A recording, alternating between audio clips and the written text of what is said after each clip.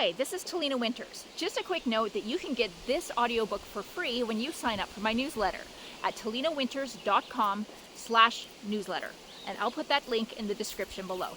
Thanks so much and enjoy the book. The Water Boy, A Rise of the Grigori Story. Written by Talina Winters. Narrated by Jonathan Carley. With author's note read by Talina Winters. Dedication. For Jabin. Chapter 1. Madron, Cornwall, England. Autumn 1793. Zale Teague was 10 years old the day he killed his father. That afternoon he had been playing in Lord Alverton's apple orchard with some other village children only a mile from the stannery where his father worked. The branches were heavy with fruit, and Robbie Cox, the youngest of the squire's 3 sons, had said that they were expecting the gypsies to show up any day for picking. Robbie was 14, and was always saying he was too old to be playing with Zale and the others, but he kept inviting them to come over anyway. Zale thought that Robbie's older brothers must be terribly poor sports. As supper time drew nigh, Zale decided to surprise his father and walk him home from work. Talwyn Penrose, the pretty dark-haired girl with the unusual golden eyes, offered to walk home with him, since her father also worked at the mine, and they were neighbours. He shrugged nonchalantly. "Suit yourself, I guess." As he turned away, he smiled. He liked Talwyn, but it wouldn't do for her to know that. Not when it had been weeks since she'd worn the red ribbon he gave her. He said goodbye to Robbie and little Johnny Prowse, one of the constable's passel of children, and they headed off through the trees. It had been a rare hot day, not a cloud to be seen. Zale thought his father would be thirsty and tired, so he wanted to bring him a treat. He knew better than to take any apples from the trees overhead, but as he was leaving the orchard, he spied a small one on the ground.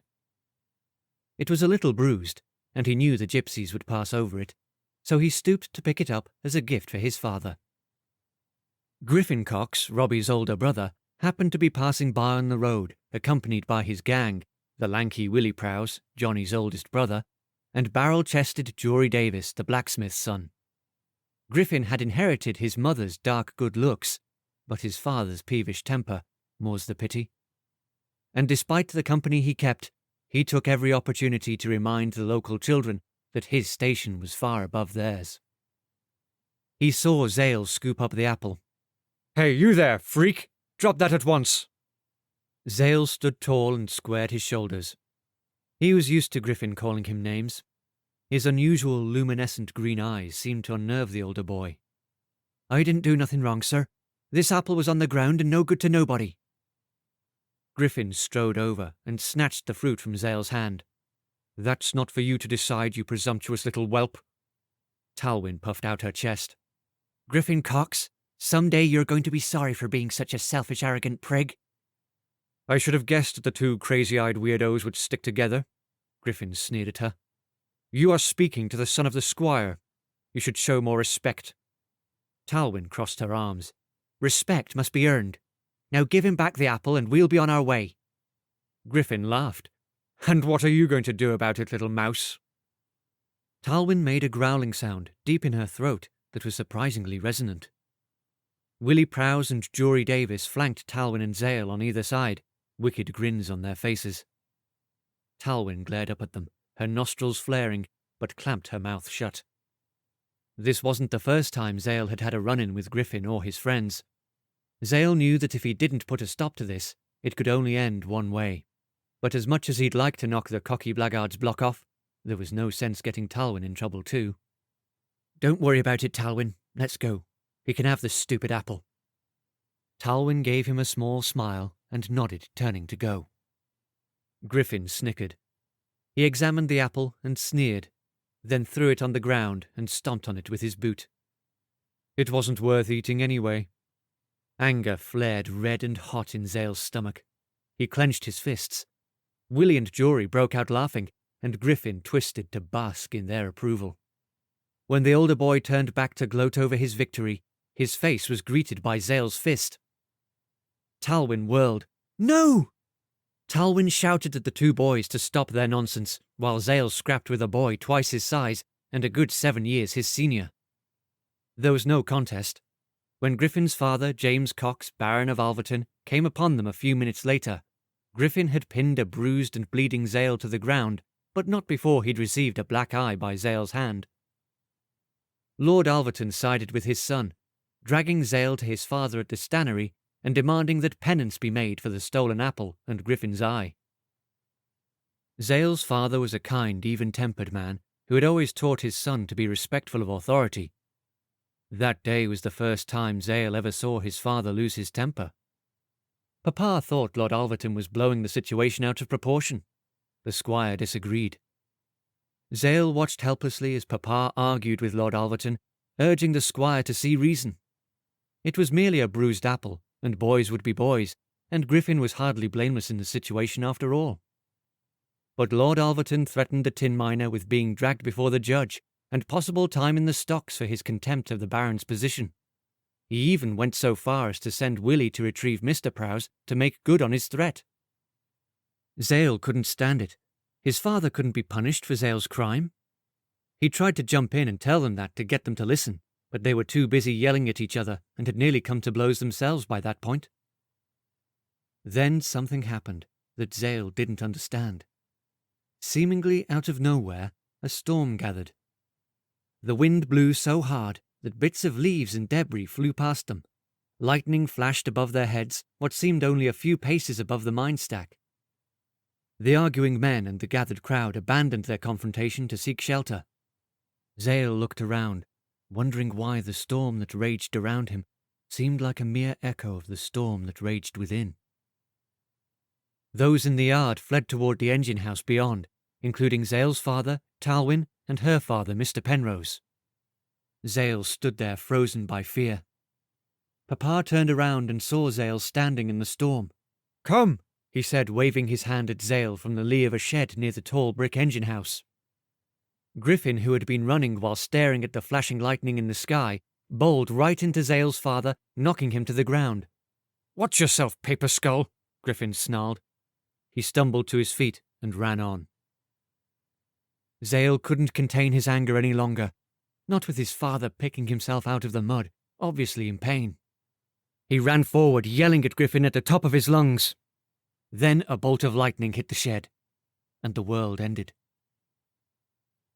The shed had contained the explosives that were used to blast out the mine, and Zale's father had been standing right beside it. Zale couldn't remember much else of what happened that day, but by the end of it, his father's lifeless form had been taken away laying on a wagon board, and Lord Alverton had forbidden Zale to come near his family ever again. The next day, Talwyn and her mother, along with the portly minister, Reverend Berrien, brought over fresh honey cakes. The aroma of the warm bread teased Zale's nose, but he wasn't hungry. The adult spoke quietly in the Teague small clapboard house. Talwyn followed Zale to his thinking tree and sat beside him on the grass beneath it. He stared at the grey skies and heathered fields, wishing he could turn back time, but as much as he might wish otherwise, he knew that his whole life had changed. His papa had been his world. What would he ever do without him? Chapter 2. 1 year later. "Griffin Cox, you stop that right now!" The girl's muffled cry came from the woods ahead of Zale. He recognized that voice. Talwyn. He'd seen her at the Penzance market earlier, with some of the other girls from Madron. She had come by the stand where he'd been selling his mother's garden vegetables and homemade pasties and visited with him, letting her friends go on without her. He hadn't felt much like visiting, but she seemed to know that. She knew very well what had happened a year ago today. He hadn't begrudged his mother being called away to tend Matilda Penner's sick father that morning. Mamma was the most skilled healer in the parish after all, and had burst with pride when his mother had agreed to send him to the market alone. Since his father had died, he'd been doing everything he could to help her. Still, when Talwyn had sat down beside him, he'd been grateful for the undemanding company. She sounded much less calm now. Griffin, Jury, Willie, your fathers are going to hear about this. Her cry was met with jeering laughter. Zale slipped the empty wicker-pack basket off his back and quietly set it on the ground, then crept closer through the perpetual autumn mist to get a better view of what was happening. Through the bright foliage that bordered the path along the Chindor brook, he could make out bits and pieces of the group around the curve. Griffin stood with his back to Zale, gloating down at the fierce, petite, golden-eyed girl being held from behind by Jury. Willie Prowse stood on the path beside them, grinning from one pie-plate ear to the other. Off to the side stood Robbie, shuffling his feet, his pale, freckled hands clenched at his sides. Now 15, the red-haired Robbie Cox had stretched taller, but still looked like a stiff breeze might blow him away. "Finn, stop. I don't like this. You never said anything about hurting anyone." Griffin laughed. "Don't be such a baby, Rob. It doesn't hurt. See?" He bent and forced a smothering kiss onto Talwyn's mouth, while his two friends laughed and cheered him on. A second later, he yelped and jumped away from her, his hand touching a bleeding spot on his lip. "The little wildcat bit me!" Talwyn gave a satisfied grin, tossing her head to get her dark locks out of her face. His friends howled. "Looks like you'd be wrong about it not hurting, eh, Griff?" Willie slapped his spindly leg while he laughed. Griffin scowled, then punched his friend in the side. After recovering from the surprise, Willie wound up to punch him back. But Griffin's ice-cold glare stopped him. He dropped his fist, then turned his pent-up rage on the younger Cox brother. "Are you going to kiss you or not, Robbie? Stop wasting time." Griffin jerked his head in Talwyn's direction. "You said you wanted to be here, Rob, so prove it. Be a man." Robbie glanced from Willie to Griffin to Talwyn. She glared at him reproachfully. He took a hesitant step forward, then bent and gave her a quick kiss on the cheek. Jory snickered, and Willie waved him out of the way. "Step aside, coward. Let me show you how it's done." Willie took Talwyn's face in his hands and scowled. "And no biting, ye hear?" Talwyn arched a brow. "You mess with the lion, you get the—" Her words were cut off by Willie's mouth. However, perhaps fearing the same treatment as Griffin had received, he quickly pulled away and looked at Robbie in victory. "See, that's how it be done." Zale had seen enough. He had to do something, but what? He was fairly well grown for 11, but still no match for the boys tipping over into adulthood that he'd be up against. He cast about for something to use as a distraction instead. Something that would allow him and Talwyn to make a run for it. He spotted a good-sized stone on the path and bent to pick it up. A shadow fell across his hand. "Zale Teague," said Griffin. "I thought you were told to stay away from us." Zale frowned up at the viciously handsome face. "And I thought you would know better than to mess with one of my friends." He lunged upward toward Griffin, the rock in his hand, but was caught from behind by Willie's long arms. Griffin laughed and crossed his arms. "It's not every day that a mine rat tries to rescue a field mouse." Willie shook the rock from Zale's fist and then wrestled him to stand in front of Talwyn. She gave him a desperate look, or was it exasperated? "Robbie Cox," she said, still staring at Zale with a worried expression. "Is this the kind of man you want to become?" She turned to pierce Robbie with her pale eyes. "The kind of man who hurts his friends to win the favour of bullies?" Robbie looked at Talwyn, then at Zale, and then dropped his gaze to the ground. He backed away from the path to stand under a tree, shoving his hands into the pockets of his breeches. Above Robbie's head, a large wasp's nest dangled from a thick branch. In the deepening chill of the autumn evening, the wasps buzzed lazily about the nest. "Who you calling a bully, you little queen?" Jory sneered. "Here, Griffin, I want a turn." He indicated that Griffin should take Talwyn's arms with a jerk of his chin. "Do you even know what that means, Jory?" Talwyn said, her voice full of disdain. He put his mouth next to her ear. "I know well enough, and if you do too, then perhaps that's why you kiss so well, eh?" Griffin came and stood over her, his lips curved in a sneer. She caught her breath at the expression in his dark eyes. "You'll have a turn when I'm done, Jory. I think I can handle her from here, though." Griffin grabbed Talwyn's arms and Jory released them. He forced her to the ground and then looked up at the blacksmith's son. You go take care of the mine rat. The last thing we need is him running off and blabbing this around. Not that father would believe him anyway, he chuckled. Jory moved around behind Zale and took Zale's forearms in his meaty hands. What do you want me to do with him? Griffin's face pinched in annoyance. Go tie him to a log by the stream. We'll put him under the water and see if we can't convince him to keep quiet. One way or the other. I'll be there in a minute. He glanced down at the squirming Talwyn. Once I explain to this one that it's not nice to bite. Talwyn snarled and seemed about to say something else. Griffin grabbed her long golden brown cotton skirt and stuffed a wad of fabric from the hem into her mouth. Zale's gut twisted in knots. A breeze picked up, and the ever-present mist swirled around them. Behind his back, his hand clasped over the other wrist, the one with a woven hemp bracelet adorned by a smooth brown river stone. His mother had given it to him after his father died. You must never take this off, she said.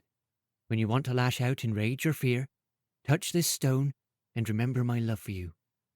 Remember what your father would do. Then do what you know is right. Ever since his father had died, he had tried extra hard to be a good son, to take care of his mother the way he knew his father would want him to. That meant obeying her. He tried to think of what his father would do now, but he was so afraid. If these boys drowned him, what would happen to Talwyn, or his mother all alone in the world? Jory pushed him forward. You heard, Griffin. Move it. Robbie, please, Zale said, twisting to see his one-time friend. Do something! Robbie turned his face away. Zale ground his teeth. It was up to him to get Talwyn to safety. As Jory pushed Zale away from the cowardly Robbie and the struggling girl on the ground, his control slipped away from him and was replaced by panic. Jory dragged him off the path and down toward the bank of the brook. Panting, Zale looked over his shoulder, concentrating on the wasp's nest as though he could stir up the inhabitants by strength of will alone. He closed his eyes and clenched his gut, hot rage flowing through him. Time slowed down.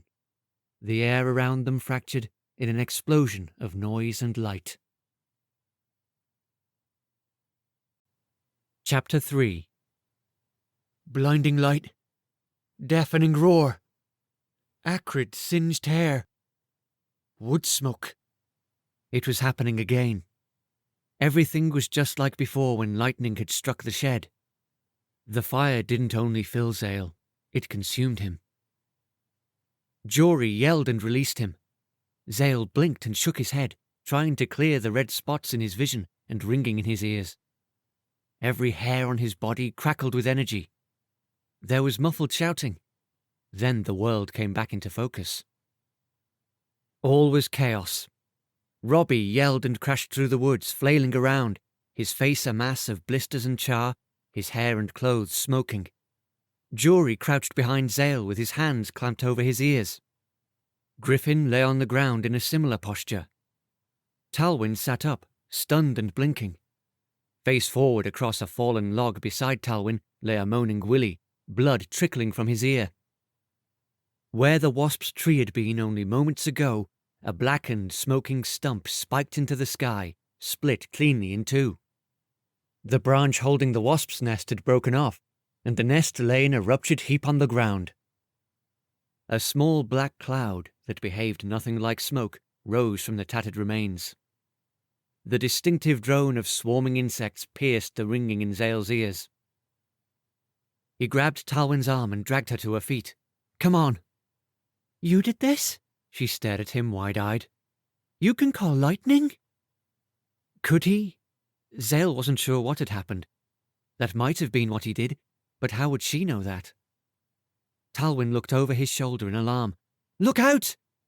At her cry, Willie pushed himself off the log and noticed them leaving. He lunged for Talwyn's waist and missed. They're getting away! The other boys rallied themselves to pursue. Zale tugged Talwyn's arm again. Let's go. Wasps! There are... We must... She took a few stumbling steps, then righted herself and let Zale pull her along while she looked over her shoulder. Too late, the boys noticed a vengeful stream of insects headed their way.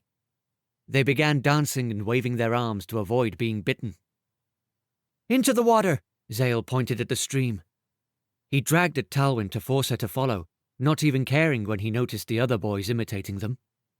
They alternately ran and slid down the bank, batting their arms at the trailing horde. Zale pushed Talwyn ahead of him, out of the worst of the swarm. She stumbled and splashed into the murky green current. Her head disappeared beneath its dark surface, then bobbed into view as she flailed. Zale followed right behind. After only one step, the creek bottom dropped out beneath him, and he lost his footing. As the icy water closed over his head, he realized the fault in his plan. He didn't know how to swim. He'd never been immersed in water a day in his life, not even to bathe. It felt like he fell forever, tumbling around until he had no sense of which direction was up. His lungs screamed for air. And then he could breathe. It was like he'd been dreaming of drowning and suddenly realized he was only asleep in his own bed and could breathe normally. Except he was still underwater in the ice-cold creek. Talwyn's tawny skirt flashed off to his left. By instinct, he swam toward her, hooked her flaccid form by the waist, and hauled her to the faint light above with a strength driven by panic. After all that effort to save Talwyn, had he drowned her instead? When they broke through to the surface of the water, the first fat drops of rain were creating small explosions beside their ears. Talwyn's head flopped back, her eyes closed, and her face as white as a snowdrop. Supporting her with one arm, Zale put his other hand in front of her mouth. He couldn't feel her breath. Dread wrapped around his belly. She had to breathe.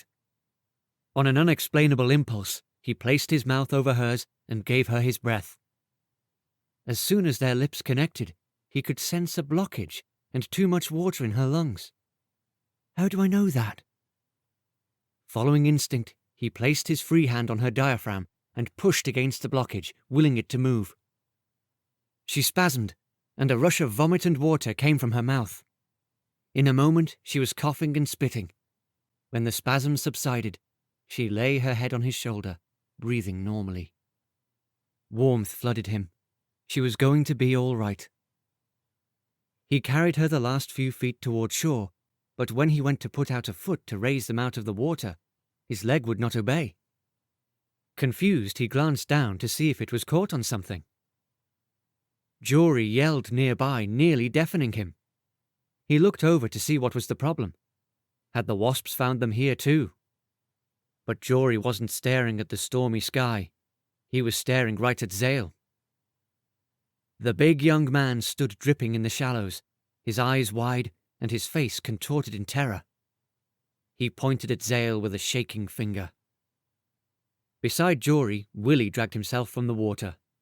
When he saw Jory's expression, he turned to look at Zale. The colour drained from his face, and his mouth hung open. Zale glanced down at himself, wondering what they were reacting to. Beneath the shimmery surface of the shallow water, his body looked strange.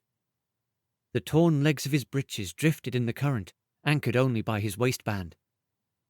Between them, where his legs should be, shimmered a large silvery green tail from the most enormous fish he had ever seen. His neck felt odd, and when he touched it, he found frilly flaps of leathery skin opening over slits he had never found there before. What happened to me? Talwyn clambered onto the shore, gasping. Noticing the boys' reactions, she turned around to see what they were looking at. Afraid that she would react the same way, Zale held up his hands to ward off her terror, blocking his view of her face. Zale? Is that you? No, he whimpered, squeezing his eyes shut tight. He cracked an eye open, but refused to look at her. The skin on the backs of his raised hands glimmered wetly. He stared at the slick gel that covered his hands and arms beneath his shirt. Why do I feel so strange? Griffin pulled himself onto a flat boulder on the bank. Finn! Screamed Robbie, flailing near the shore. Finny! I can't see! Help! Griffin bent and hauled Robbie out of the water. "Demon," Jory whispered, backing away from Zale and crossing himself. At Jory's epithet, Griffin glanced at Zale and froze. Abandoned beside him on the steep bank, Robbie swayed. His outstretched arms windmilled, and he barely recovered his balance. "What happened, Finn?" Robbie wailed. "Finn, don't leave me! Griffin!" He reached out for his brother, sightless eyes looking in the wrong direction. Griffin ignored his brother, his gaze locked on Zale. He took in Zale's tail and the leathery gills, and then glanced at the charred tree that still hissed slightly in the rain. He turned back to Zale with narrowed eyes. "It was you. What are you?" Zale panted, glancing around at the horrified expressions on the boys' faces. He wanted to stand so he would feel less vulnerable and exposed, but he had no legs. He wanted to slip into the water completely and disappear, but he feared the creature he had become in the water. Griffin grabbed his brother's arm. "Let's go, Robbie. We need to get you home. Father will call the doctor and get you fixed up." He maneuvered Robbie up the steep bank as fast as he could, but kept glancing over his shoulder at Zale, as though afraid to let him out of his sight. Willie and Jory scrambled up the bank beside them. When the boys reached the top, they fled as if running from a legion of spirits. Zale watched them go, then dared to look at Talwyn. She was staring at him, but not in fear. Her face was filled with wonder. "Zale, it's all right. You'll be all right. I'll take you to your mother, and she'll help." "My mother?" He swallowed and looked down at himself. His mother couldn't see him like this. She couldn't know he could call lightning, and that he might have blinded Robbie. Griffin was right. What had happened here today had been all his fault. Another realization hit him, and he felt as though his chest might cave in. "The lightning that hit the explosive shed. That was me." He stared at Talwyn in horror. "I killed my father." Talwyn furrowed her brows. "Zale." She bit her lip. "Let's go talk to your mother. Come now." "No," he shook his head. "I can't. How can I tell her that I killed Papa?" "It was an accident. She'll understand." She got up and stretched her arm toward him, glancing at his lower half. "Come, I'll help you out. If I'm right, you'll turn back as soon as you dry off." Zale stared at her hand, the enormity of what he'd done overwhelming him. He wasn't safe to be around. He couldn't go home. What if he hurt his mother too? Maybe he really was a demon. "I'm sorry," he said, shaking his head. "Please tell my mother. Tell her I have to protect her. It's what Papa would want. Tell her I love her." He reached into his shirt, where the pouch of coins he'd earned that day still miraculously resided, tucked against his skin and held there by the waistband of his breeches. He tossed the pouch toward Talwyn on the bank, then scooted himself back into the stream. "Give her that for me." She caught it and called after him. "Zale, no! Come back!" Ignoring her cries, he dove into the murky waters with a flip of his tail. The image of Talwyn's frantic golden eyes would remain forever etched in his mind. Chapter 4. The storm followed Zale. He kept to the brook, surfacing every so often to check where he was. He knew if he headed downstream, he'd soon reach Chyandor and the ocean, but the thought of being adrift in the vastness of the blank sea terrified him, so he went upstream. For every mile he swam and every field he passed, his mother seemed another 100 miles away. "I can never go back. If I killed her too, I couldn't bear it." He was getting tired and hungry, and knew he would soon have to find a place to sleep for the night. Though breathing underwater didn't cause him any trouble, he didn't fancy trying to catch some sleep while who knew what watery beasts marauded the stream. True, all he'd seen so far were brook trout and bullfrogs, but he didn't want to take his chances. He surfaced in a stand of reeds to get his bearings. The rain had stopped, and a few scudding clouds across the moon were all that remained of the storm. It was completely dark, but that didn't bother Zale. He had always been able to see exceptionally well in the dark. There was not much mist this far from the ocean either. When a quick scan of the area showed only oak trees and underbrush, not a living creature to be seen, he dragged himself up onto the grassy bank. He stared at his tail in fascination and dismay. Talwyn hadn't seemed especially shocked to see him like this. Then again, she was never shocked by anything. He'd never been able to surprise her, though he'd tried many times, hiding and jumping out at her as she passed by, determined that he would finally get the joy of seeing her jump in fright. But it had never worked. What was stranger was that she seemed to think his mother could help him. Had his mother known? Was that why she'd kept him out of the water his whole life? To try to hide his deformity? Had she known about the lightning too? But no, she couldn't have. He might have transformed into this hideous creature as a baby, but surely he couldn't have called lightning too. If he had, he would have destroyed everyone around him long ago. But she may have known about this tale and been trying to protect him from what would happen if others found out. For good reason, apparently. He thought of the reactions of Griffin and the others. Jory had called him a demon. Is that what he was? His thin shirt dried quickly, leaving his flesh goose-pimpled beneath it. The slick gel layer that had coated his skin while he was in the water also dried up, and before long he watched his tail melt into 2 ordinary legs as though nothing had happened. He touched his neck, and no hint of the leathery ridges remained. His mouth went dry. No wonder Jory had called him a demon. It seemed like some kind of sorcery had to be involved in such a transformation. He stood, his tattered breeches flapping against his legs in the breeze. His shirt hung down to mid-thigh. He stripped off the breeches and stood intending to look for a nearby farm that hopefully had some washing on the line and some apples in the barn. Instead, he saw a tall, husky man staring at him. The man had tawny skin, thick, dark, curly hair, and a bushy moustache, and wore patched breeches and a brightly coloured waistcoat beneath a worn blue velveteen coat. He didn't have a look of fear or horror, though, just intense interest. They stared at each other for several moments in silence. "You hungry, boy?" the man asked. Zale wanted to say no and flee again, but at that moment the smell of food cooking over an open fire reached his nostrils. The man didn't seem dangerous in any way, and he was offering him food. Maybe he hadn't seen Zale's fishtail, and Zale was awfully hungry. He nodded. The man turned and walked up the bank. Not knowing what else to do, Zale followed.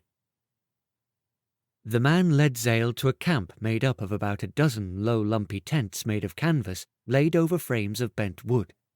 A few small flatbed wagons sat near the tents, oiled canvas stretched over the contents.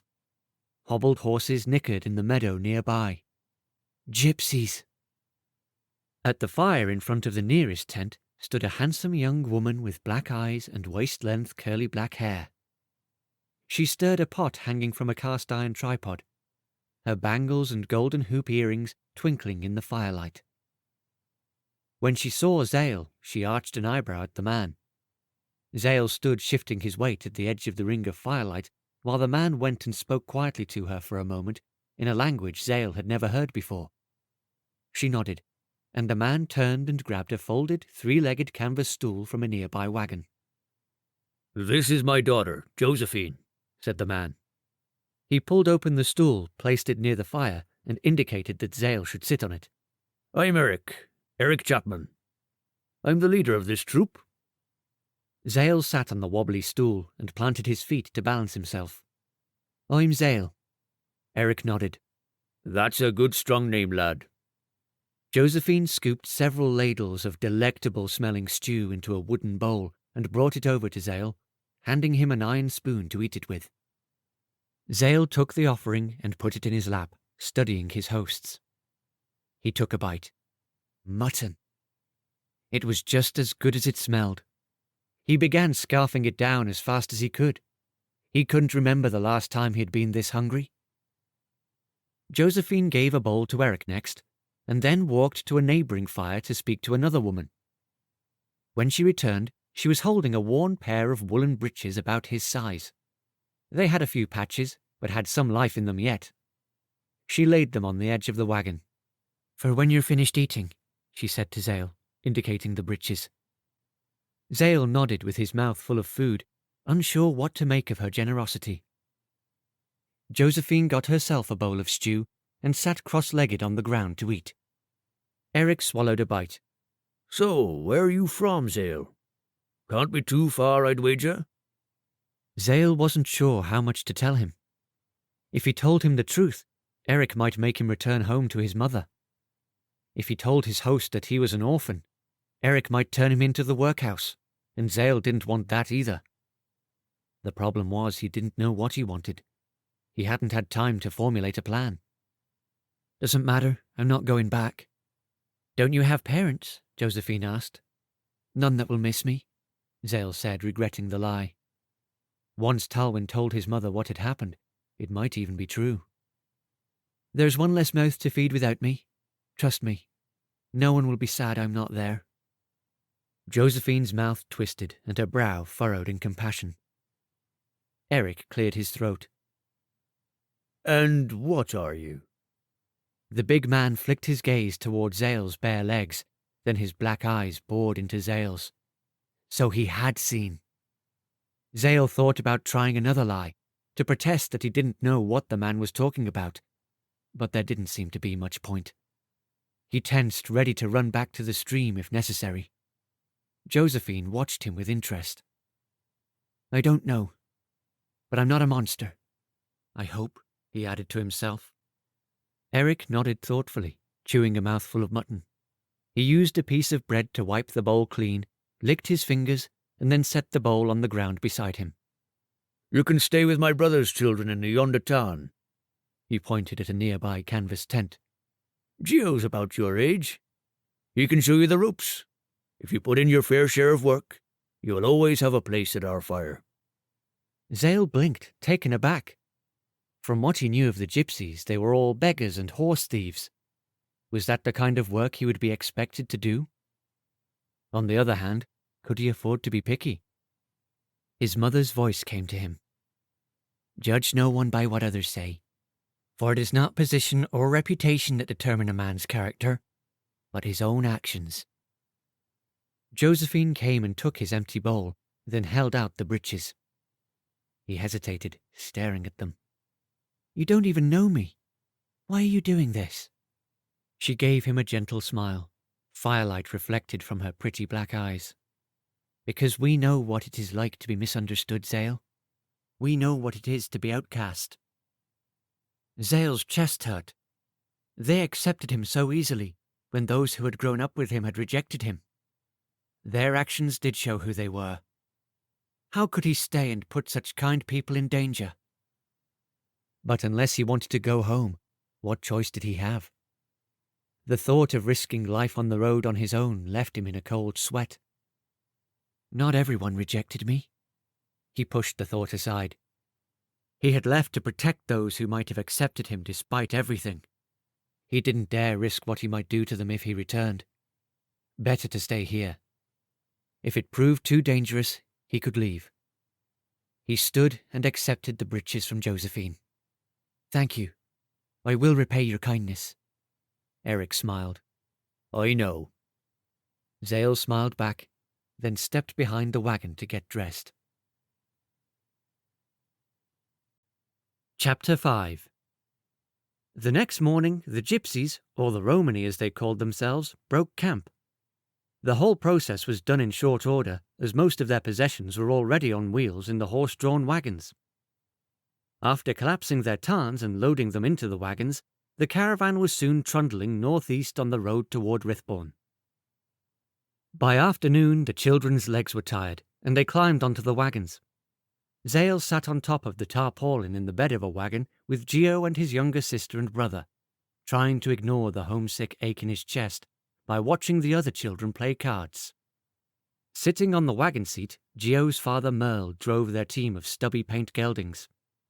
Beside him, Gio's mother Britannia knit a sock, while her infant child napped tied against her back in a brightly coloured shawl. Their toddler Marcia slept sprawled on the tarpaulin behind her parents. Their oldest son walked beside the horses. Gio, a coal-eyed boy with a flashing smile and more than a few tricks up his sleeve, had looked at Zale askance since he'd met him last night, until Zale offered a few words about the game in Romanes. "You racker Romanes? How do you know this?" Gio blinked at him from under heavy brows. He was a handsome boy, as were the other children in the troop. "I am learning," Zale replied in the Romani tongue, aware of the intense scrutiny of Sylvie and Lucius and the perked ears of the adults on the seat. "Since yesterday." Gio's face split into a wide grin. He broke into jabbering dialogue of which Zale understood less than half. "Wait, slow down," he said in English. Then in Romanes, "I learn quickly, but you must speak slower." Gio laughed. "Okay, Gorgio. You want to play cards?"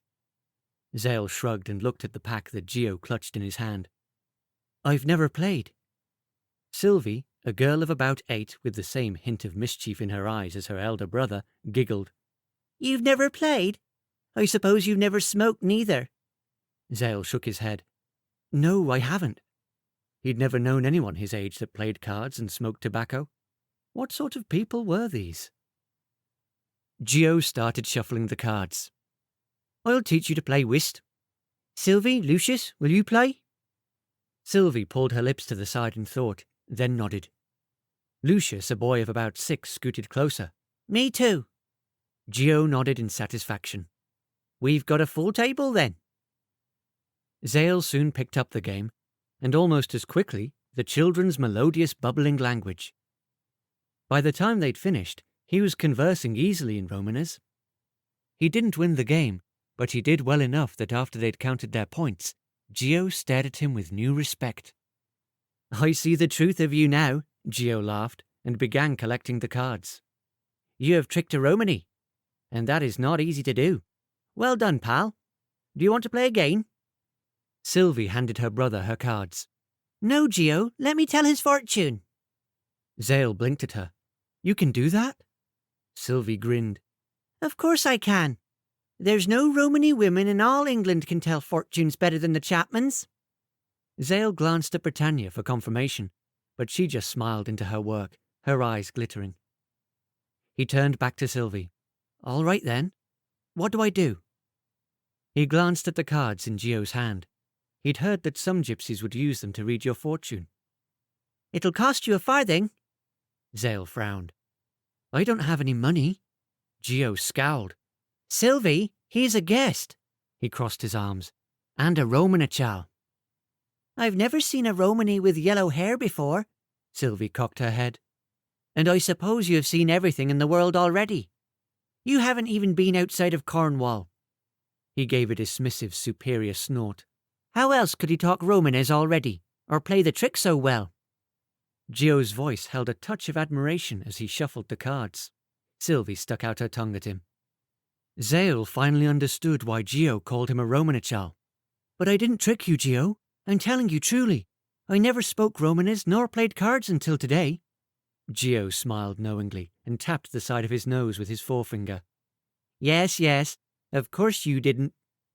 Zale smiled uncertainly. These children already saw him as one of them. Who was he to argue about why? Sylvie wrinkled her nose at her older brother, then sighed and turned to Zale.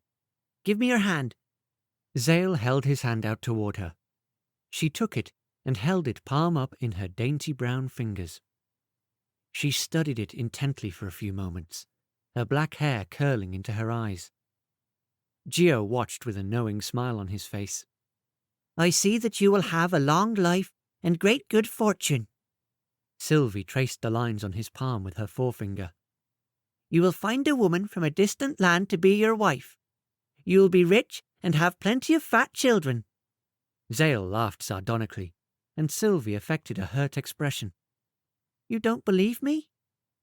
"I'm 11, and you are telling me about wives and fat children and good fortune. What do I care for those when I have just lost my family and my home?" "Fortune that flees one day may return as quickly," Britannia glanced over her shoulder at him, then back at her work. Exactly, Sylvie gave a peremptory nod. Yesterday you may have lost a family, but you also gained one. She waved her hand around to encompass everyone in the line of Roma vehicles and pedestrians. How is this not good fortune? I didn't gain it. Wait, did you just call me family? All Romanicial are family, pal, Gio grinned and slapped him on the back of the shoulder. Britannia nodded as if to herself, her hands never breaking rhythm in their work.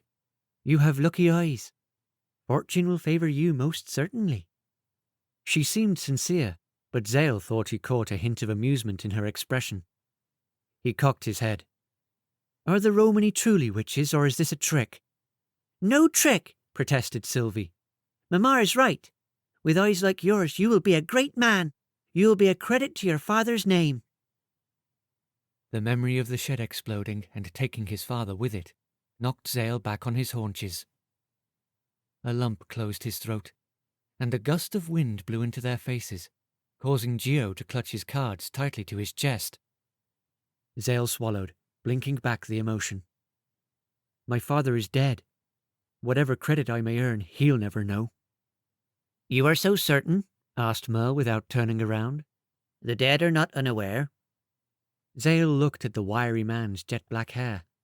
Reverend Berrien had always taught that a dead soul went to either heaven or hell. His mother had been less precise, alluding to Greek-sounding myths as often as the Bible. Either way, how much the soul still knew about life on earth remained fuzzy. If his father could see him now, though, Zale was reasonably certain he wouldn't be happy with his only son. Mayhap you are right, but I won't ever know about it either way. But you can, said Lucius, sitting up on his knees and leaning toward Zale. The other children nodded. Zale gave his head a shake. What do you mean? Josephine, Gio blinked at him, as though that were all the answer he needed. Sylvie nodded enthusiastically. Yes, Cousin Josephine. Ask her. When Zale's confused expression persisted, Gio explained. She can talk to spirits. Zale glanced at Eric and Josephine's backs on the seat of the wagon ahead of them and considered this revelation. If it were true, maybe he could talk to his father again. He could apologize, tell him all the things he wanted to say, and ask for advice about what to do next. But wasn't it a sin to talk to the dead? Zale frowned. He wanted to do what was right, but he couldn't ask his mother. And the only way to ask his father whether it was a sin to contact him was to contact him. Obviously the Romani had no problems with it, and they seemed perfectly happy and carefree. How many times he'd wished he could talk to his father again. Just one more time. His mother had understood, but she'd told him that Papa couldn't hear him anymore. Pray to God, son. He cares for the dead as well as the living. His throat closed at the thought of his mother, and his sinuses prickled. What if there were a way to make Papa hear him? Could he pass that up? I'll think about it. Thank you. I think I'd like to get off and walk for a while. I'll come with you, said Gio, scooting toward the edge of the wagon. Rain began falling on their heads in noisy splats. Zale glanced up, then at his new friend. The clouds had gathered inside him first. If you don't mind, I'd like to be alone for a bit. Hurt flashed in Gio's eyes, then disappeared in a crooked grin. Suit yourself, Gorgio, but I'm still getting off. I've been sitting here with the little kids too long. Sylvie punched his shoulder. He laughed and scooted off the slow-moving wagon with his sister on his heels. Britannia shouted after them to be careful, then sighed. Just as Zale was about to follow, she turned and pierced him with a dark-eyed gaze. Destiny is a tricky thing, boy. Remember that where we've been does not foretell where we are going. No one knows where a traveller's road may lead. He nodded, completely confused, and jumped to the ground. If she'd said that in Greek instead of Romanes, he could almost have believed it was his own mother who'd spoken. Rain hit his cheeks and hid his tears. Chapter 6. The rain had stopped by the time they reached their destination and found a secluded meadow to camp in for the night. There were no others there, but the meadow bore signs of frequent use. Zale climbed down from the seat of Eric's wagon, where he'd been keeping Eric company while Josephine walked with one of the other women, and asked if he could help with the horses. Eric nodded in surprise. Of course, boy. Every Romani should know how to handle a horse. Zale studied the tall man, uncertain why Eric also considered him to be one of them so quickly, when he more than any of them knew how far removed he was. He hadn't spoken any Romanesque to Eric. Had the other children told him? He shrugged off his discomfort. These people had been nothing but open and welcoming since he'd arrived. Why was he surprised?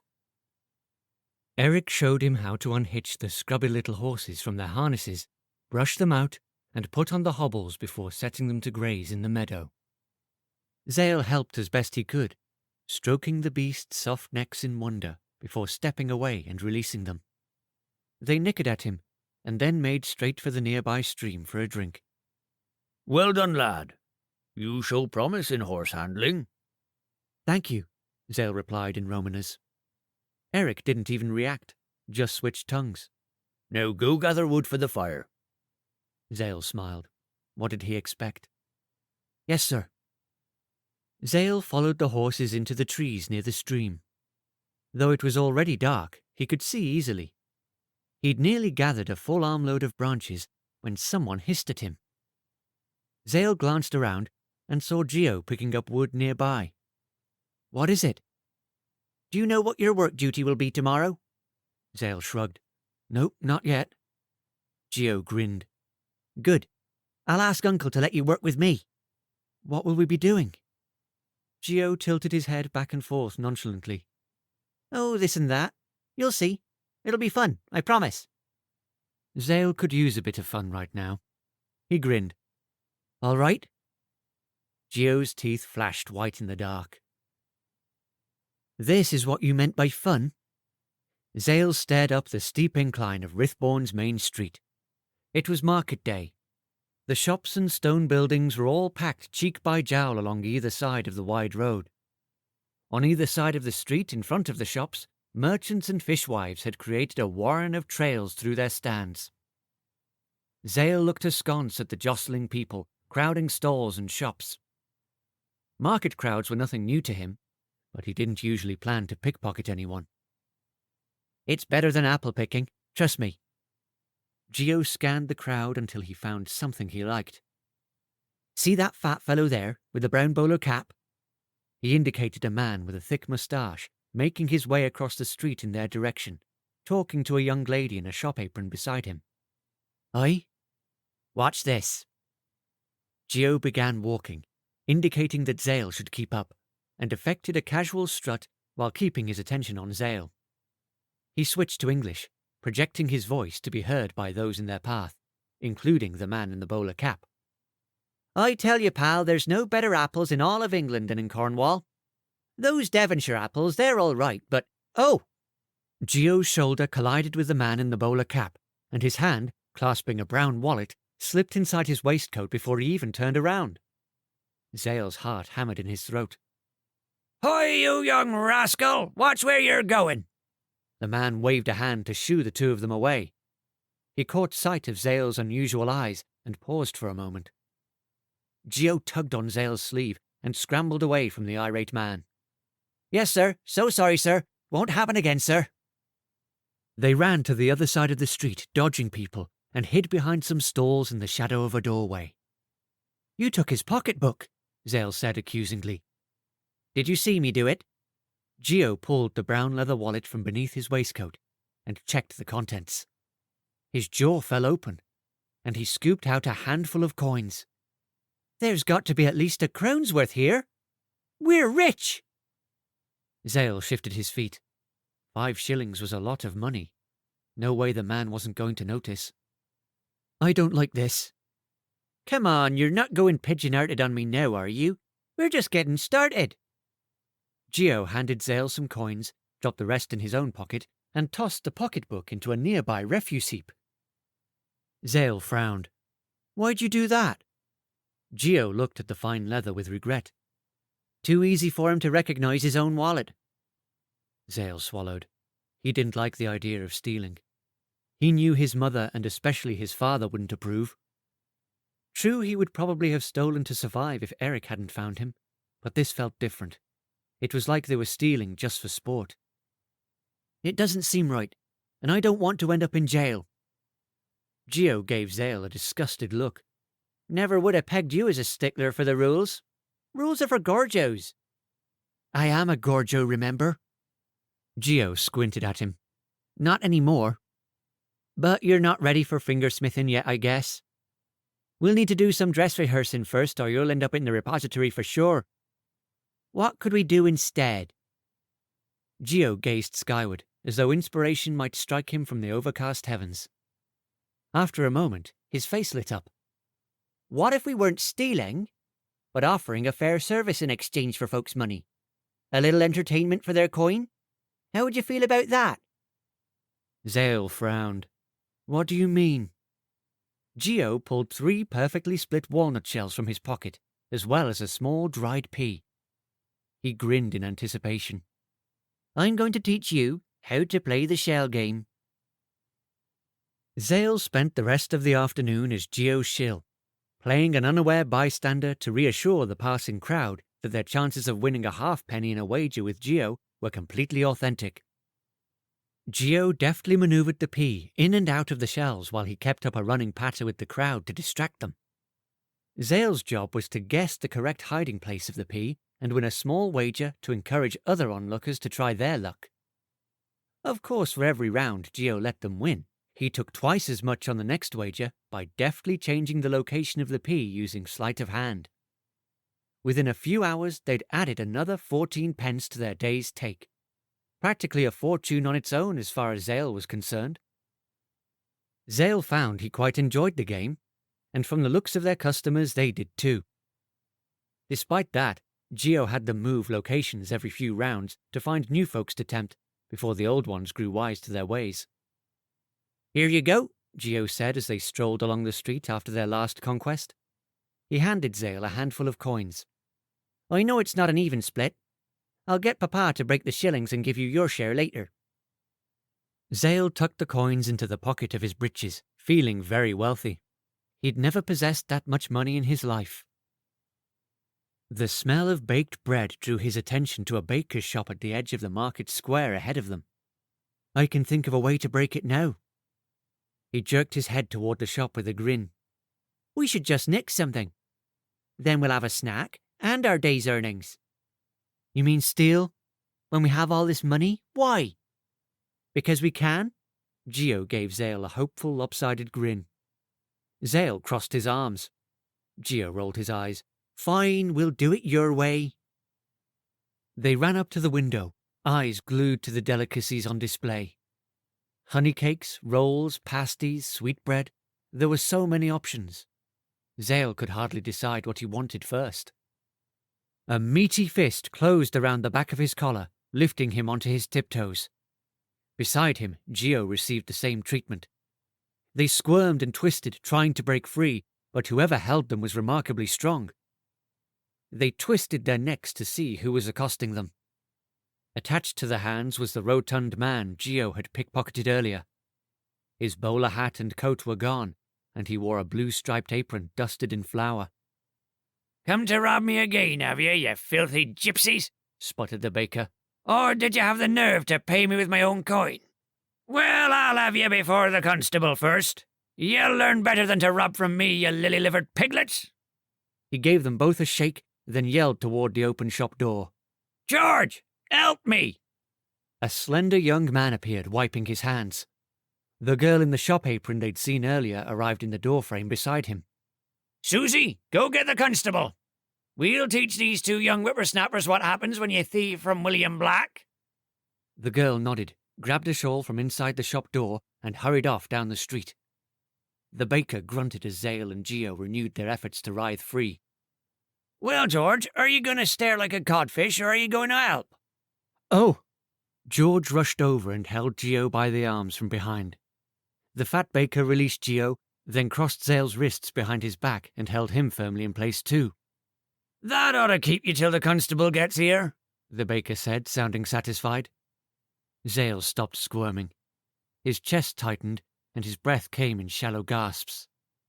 Thunder rumbled in the overcast sky. No! He couldn't lose control, not here. There were far too many people here, but he couldn't be taken to jail either. What they needed was a distraction. Wasn't that what Geo had been teaching him all day? Geo put on a charming grin. I think you've got the wrong idea about us, sir. You see, we didn't take nothing from no one that they didn't give us. Didn't you know? The baker plunged his hand into the pocket of Zale's breeches and pulled out a handful of coins. I suppose you are secretly gentlemen's sons then, eh? You go by Bassett by chance? Zale opened his mouth to protest that he'd earned those coins, but Geo didn't blink before responding. Aye, we're brothers. The baker squeezed Zale's wrists mercilessly, growling in rage. What kind of addle-pated twit do you take me for? I'll have you whipped and put in the stocks for the next week, you impudent little cockerels. Miserable gypsies, roaming wherever they please and making it so's an honest person can't earn a decent living.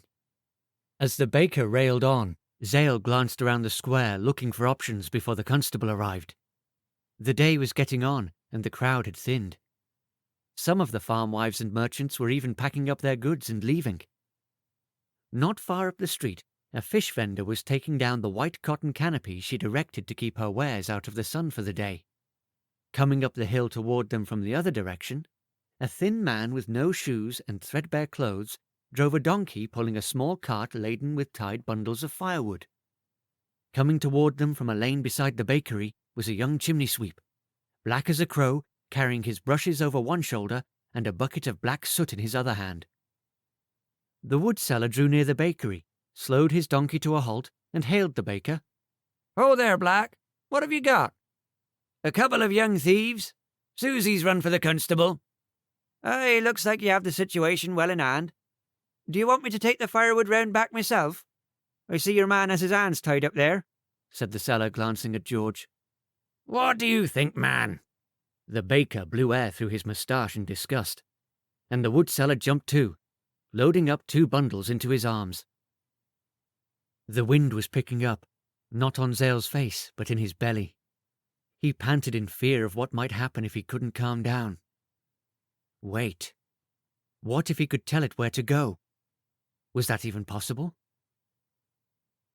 He glanced up and down the street again, then concentrated on the fishwife untying the knots in her canopy, wishing strongly for a gust of air to tug it out of her hands so she'd have to go running for it.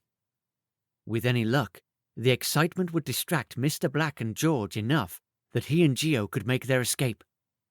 No sooner had he thought it than a blast of wind roared down the street, seeming to originate near the wooden clock tower at its head. The wind blew skirts and hats about, spooked poultry in their cages, and tore the sheet from the woman's hands. It flew down the street like a misshapen spectre, and she did indeed run after it, hitching up her skirts. The sheet flew toward the donkey's face. Startled, the beast jolted forward a few steps, just as the chimney sweep passed by on his other side. The cart caught the sweep's bucket and knocked it from his hand, spraying soot into the air in a dark cloud that billowed and spread in the wind. The wood seller, the baker, and George all began coughing and choking on the soot. The wood seller dropped his bundles and waved soot away from his face. George sneezed violently and repeatedly, covering his mouth with his hands. The baker tried to yell at the chimney sweep, but was coughing too hard, bending over double. Geo's and Zale's hands were free. "Run," Zale whispered to Geo. Geo didn't need to be told twice. Unfortunately, between the broad baker, the volatile baker's assistant, the running fishwife, the waving wood seller, the donkey and his cart, the sweep staring up at the baker in horror, and Susie and the constable who had just arrived, they were surrounded on every side. Their only avenue of escape was the open door of the shop. Geo bolted toward it, Zale hot on his heels. They ran behind the counter as fast as they could, through the door to the back room of the shop, where a tray of golden pasties sat cooling on a counter. Geo grabbed 2 on their way by without breaking pace. "You paid for these already, yes?" He was right. Zale grabbed 2 more as he passed, somewhat mollified by the small compensation for his loss. They ran out the back door and into an alley and took off uphill away from the nearest street access. Moments later, the angry constable and George burst out the door behind them, yelling and giving chase. However, Geo seemed quite familiar with the warren of narrow streets and alleys. He led them around corners and down lanes in a tangled route that soon had Zale lost, and their pursuers too. When Geo was confident they were no longer being followed, he stopped in the shadow of a doorway to catch his breath. "That was a close one, pal." Geo leaned against the deep stone doorframe with his hands on his knees. "You see, that's what comes of being honest." "Honest?" Zale said between gasps. "If you hadn't pickpocketed him, we wouldn't have been in that fix." "No, if you'd just let me nick the pasties like I said, we would have saved ourselves a heap of trouble, and not lost half our days taking the process. It's how it always is for us. Gorgios want us to be like them, but when we try to play by their rules, they make us pay for it." He examined the savoury meat-filled pastries in his hands, taking a deep whiff, then bit into one. Now that's some good eating," he said with his mouth full. Zale pulled the few remaining coins from his pocket and examined them. What the baker had taken could have bought pasties for a week. Then again, what Geo had taken from the baker that morning would have been the wages of some for a month. Easy come, easy go. He shrugged and dropped the coins back into his pocket. He still had more money than he'd begun the day with, money that he'd earned, not stolen. He had a fresh, hot pasty in his hand. Best of all, he'd been the one responsible for their escape. He'd told the wind what to do, and no one had been hurt. He smiled to himself and took a bite of one savoury meat pocket. "You were right about one thing." Geo glanced up briefly from the remains of his meal. "What's that?" Zale swallowed and grinned. "This was kind of fun." Chapter 7. "So, what's your story?" Geo said, licking the last few crumbs from his fingers. They were walking along a footpath between hedgerows in the direction of the Romani camp. Geo thought it best to avoid the road for now. Zale wasn't about to argue. Zale batted at a branch hanging across the path. "What do you mean?" "Well, you show up out the blue a couple of days ago, and suddenly we are breaking camp, even though I was sure we had another week of work near Penzance. It's not like Papa and Uncle Eric to leave good steady work, though I know the Stanley clan will be happy we left it to them. And then today, Papa and Uncle Eric saddled Lucky and Jack and left for a journey. They said they wouldn't be back for a few days. Do you know anything about that?" Zale feigned nonchalance. "No, why should I? Mr. Chapman's business is his own. I'm his guest, not his mother." "St. Peter's ghost, no need to get touchy about it." They arrived at a line of tall trees that separated the fields from the road. From the safety of the sparse shelter, they peered up and down the dirt avenue to see if there were any signs of pursuit. The only person in view was a fishwife going into town, not away from it. Geo beckoned, and they cautiously made their way onto the packed surface. "It's a funny thing, though," said Geo as though there had been no interruption in the conversation. "I heard Mama and Josephine whispering about a stroke of fortune that had befallen the family. But as soon as they saw me, they stopped talking. Nothing's different except that you showed up. So what fortune is it that you bring to the Chapmans?" Zale didn't know what to say. Why would they consider his arrival to be fortunate? "Your mother thought my eyes were lucky. Do you think she's right?" "Well, they got us a crown today, didn't they?" Geo grinned and patted his pocket. Zale harumphed. "And nearly got us sent before the judge, too." "Yes. Spot of luck that the wind picked up when it did, wouldn't you say? Oh, the look on that baker's face when that soot went up his nose. He'll be cleaning it out of places he's forgotten about for days." Geo laughed and slapped his knee at the memory. Zale chuckled. That had been pretty funny. Sobering, Geo tapped his chin. "You know, I think Mama is right. You are good luck." Zale thought about his father and Robbie. "I'm not sure I can believe that. Seems like I find more ill luck than good." Geo cocked his head. "Suit yourself, pal." They walked for a time in silence. Then Zale asked, "What are you going to buy with your share?" Geo looked thoughtful. "Most of it will go to Mama, but she'll let me keep some, especially from that much. Maybe I'll even get a whole sixpence." He patted his belly. "That pasty was so good. I think I'll save it and buy one in Padstow when we arrive." "You mean we won't be staying here?" "Oh no, we won't home anywhere until after the apple picking is done. We usually spend the winter near Plymouth. Then we start making our way back around for the spring farming season." "Back? You mean all the way back to Penzance?" "Every year." Zale drew in a shaky breath. What would happen to him if he went back home? What would Griffin and his friends do to him? Or worse, Griffin and Robbie's father, Lord Alverton? And how could he face his mother after killing his own father and then abandoning her, even if it was for her own protection? Then again, that was 4 or 5 months away. That might be enough time for him to learn to control what he could do. After his success at the market today, he had a small flare of hope. If Eric kept the secret of his deformity and he could find a way to control his unnatural powers, he might have a chance of outrunning his mistakes. Maybe his mother would even forgive him eventually. "You ran away from home, didn't you?" Gio's dark eyes held him fast. No hint of mirth in them now. Zale studied the ground, then nodded. Gio regarded him for a minute longer, then shrugged. "If I were cooped up in 4 walls, I'd probably run away too." "Where would you go?" "Why, back to the road, of course. There's no better life than this. Open sky, open fields, open road. The city folk can keep their houses and hearths. Force a Roman child to live there and he'd die." Zale smiled. "That's a bit dramatic, don't you think?" Gio shook his head earnestly. "'Tis true. Besides, family is all you really need." Zale's chest felt tight and hard. He kicked at a stone. It scooted in front of Gio, who picked it up. "So why'd you leave home?" Gio tossed the stone in the air and caught it while he walked. Zale shoved his hands in his pockets. "I don't really want to talk about it. It doesn't matter anyway. I can't go back." "Huh. Well, where do you want to go?" Zale blinked at the boy. He didn't really have a good answer to that. He wanted to go home, but he knew that wasn't possible. Not when folks like Jory thought he was a demon, and he wasn't even sure they were wrong. "I don't know. I'd love to see London, I guess." Gio waved a dismissive hand. "Oh, London's not all that great. I went there with Papa a few years back. It hurts to breathe and there's garbage everywhere. Too many people, too. Though it's a fingersmith's dream." He sighed and got a dreamy look on his face at the thought of all those pockets begging to be explored. He shook his head and tossed the stone again. "Why do you want to go there, anyway?"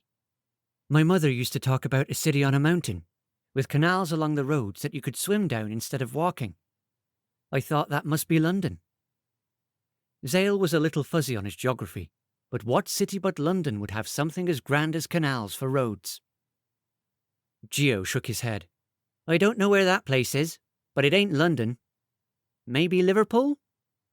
Gio scratched his head, looking a little fuzzy on his geography himself. "Fine, I want to go to Liverpool then." "That's a ways from here, though. Stick with us, and we might get up that way eventually."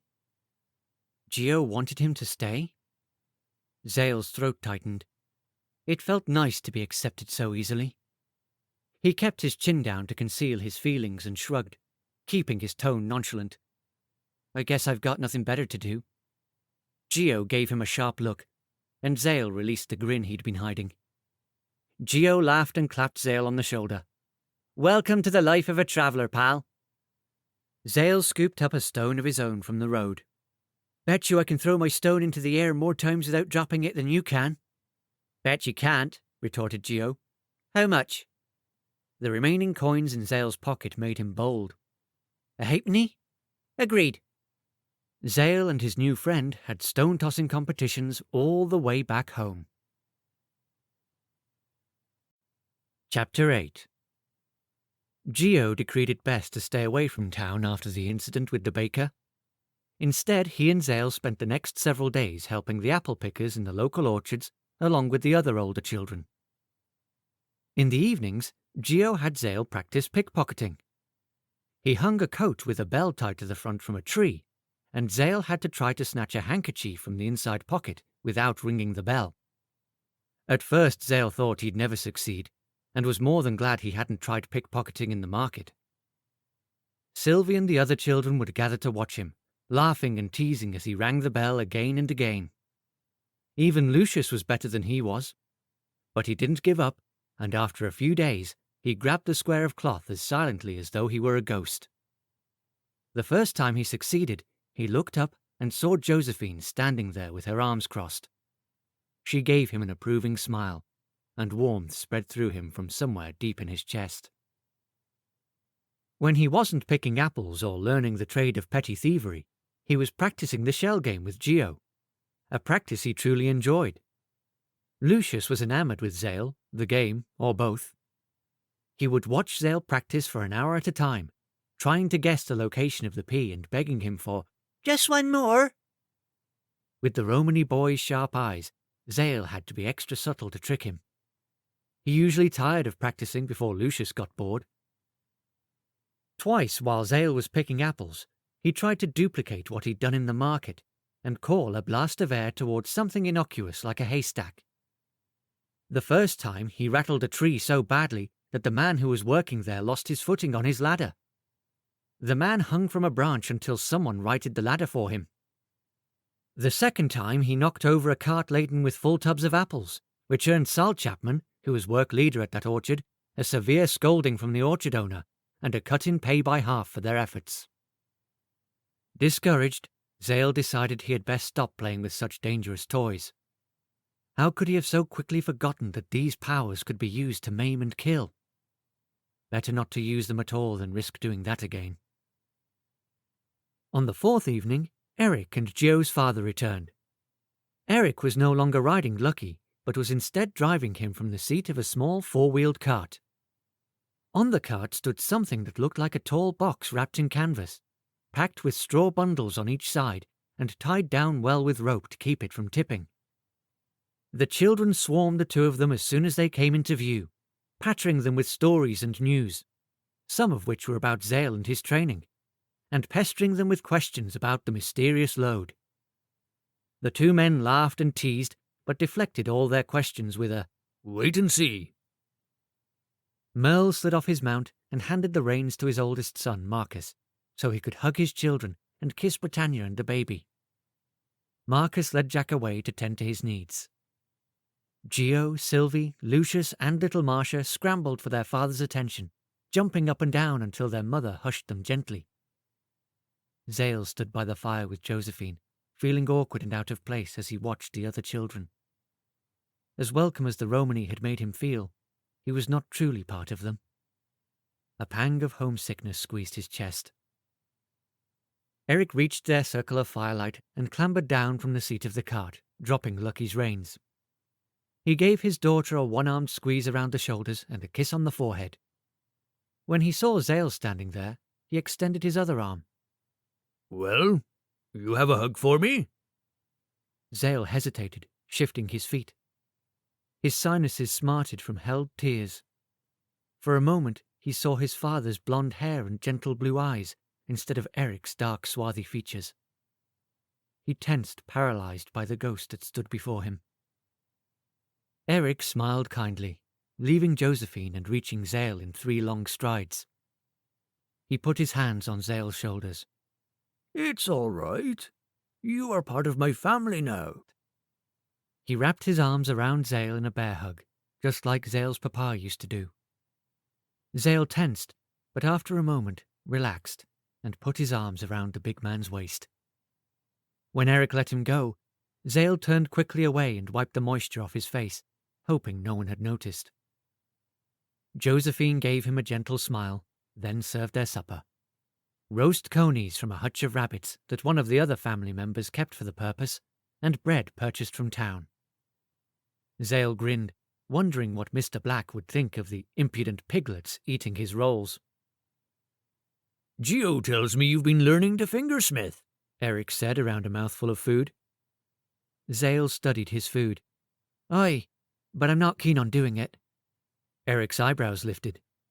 "Too good for us, boy?"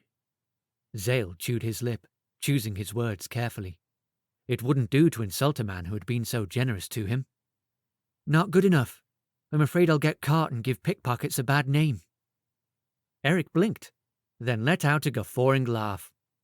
Aye, that's fair enough, lad. Well, that's just as well, because I've thought of another way you can bring money to the family. Zale sat erect, his heart beating faster. Oh, and how's that?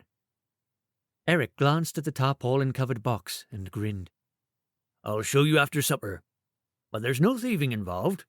Does that put your mind at ease? It did, but Zale had learned already that the Romani had a certain respect for someone who could separate a gullible Gorgio from his money with them none the wiser to the trick. Like the shell game, the customers were entertained by a game they could never possibly win. Is there at least some element of risk? He asked, as though he wouldn't consider it if there weren't. Eric beamed at him. I knew I liked you. You'll see, lad. He took another bite of rabbit leg. Josephine's brow furrowed, but she ate her supper in silence. After they ate, Eric told them to wait by the fire. He went over to the cart and pulled the canvas tarpaulin off the box he'd brought home with a nervous, excited grin. Here's the big surprise. Zale stared at the object that had been revealed. It was a tall glass box, big enough for a man to turn around in, bound with brass mouldings that glittered in the firelight. Josephine put her hand over her mouth. It's so shiny, she said. Papa, how did you afford this? He gave a dismissive wave of his hand. Called in a favour from a wealthy friend? Josephine nodded and glanced at Zale. An expression of regret crossed her face, and was gone so fast he wondered if he'd even seen it. He also wondered how Eric had gotten a man of wealth into his debt. What is it for? Asked Gio, who had arrived at Zale's elbow. It's too tall for a watering trough, and way too fancy. Are you going to sell it, Uncle? Asked Sylvie from beside her brother. Zale glanced around at over 36 faces. Every member of the family had gathered to get an eyeful of the mysterious object. No, I'm not going to sell it, Eric said, studying Zale from under heavy brows. Zale here is going to earn us a fortune with it. Zale didn't understand. He stepped closer to the box and examined it, trying to solve the mystery. In the bottom was a brass plug hole. He'd never seen anything like it, and couldn't imagine what possible use it would have, especially to him, let alone how he could use it to earn money. How am I going to do that? Eric stood beside him with his hands on his hips, gazing up at the box like it was a trophy. It is quite useful when one wants to display an unusual aquatic species. So you fill it with water and stock it with fish? Do you want me to catch them for you or something? He had to admit, seeing a fish swimming in its natural environment had been fascinating. He supposed there could be money to be made from displaying live fish. But why was it so big? Eric crossed his arms and put a hand on his chin, looking at the box thoughtfully. I once paid a tuppence to see a two-headed dog. It was a dear price, but I knew I'd never get to see anything like that again in my life. Turns out, I was wrong. He pierced Zale with his dark eyes. Dread filled Zale, and he looked up at Eric in horror. Josephine watched him with wide, anxious eyes. Sylvie looked between Zale and Eric. What do you mean, Uncle? I mean, said Eric, that Zale here has some unique abilities. Ones that folks would pay a pretty penny to see. The gathered family looked at Zale in confusion, except Merle and Josephine, who regarded him steadily, awaiting a response.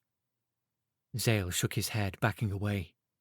The wind picked up and blew hair into his face. You want me to go in there? To be on display like some bird in a cage? Eric put up his hands in a placating gesture. No, not like that. A bird is trapped in a cage for its master's pleasure, or until it can be fattened to eat. You would be earning your keep and contributing to this family, not as a prisoner, but as one of us. Zale's throat constricted, and blood whooshed in his ears. No. What's he talking about, Zale? Gio walked beside him. You been holding out on me? Thunder growled in the distance, and dark clouds boiled across the moon and stars. Eric followed Zale's retreat, his hands wide in appeal. Zale, think about it. You could earn 2 or 3 times as much in a day than any other one of us could earn from a full week's labour in the orchards, just by doing nothing. Zale's breath came in shallow gasps.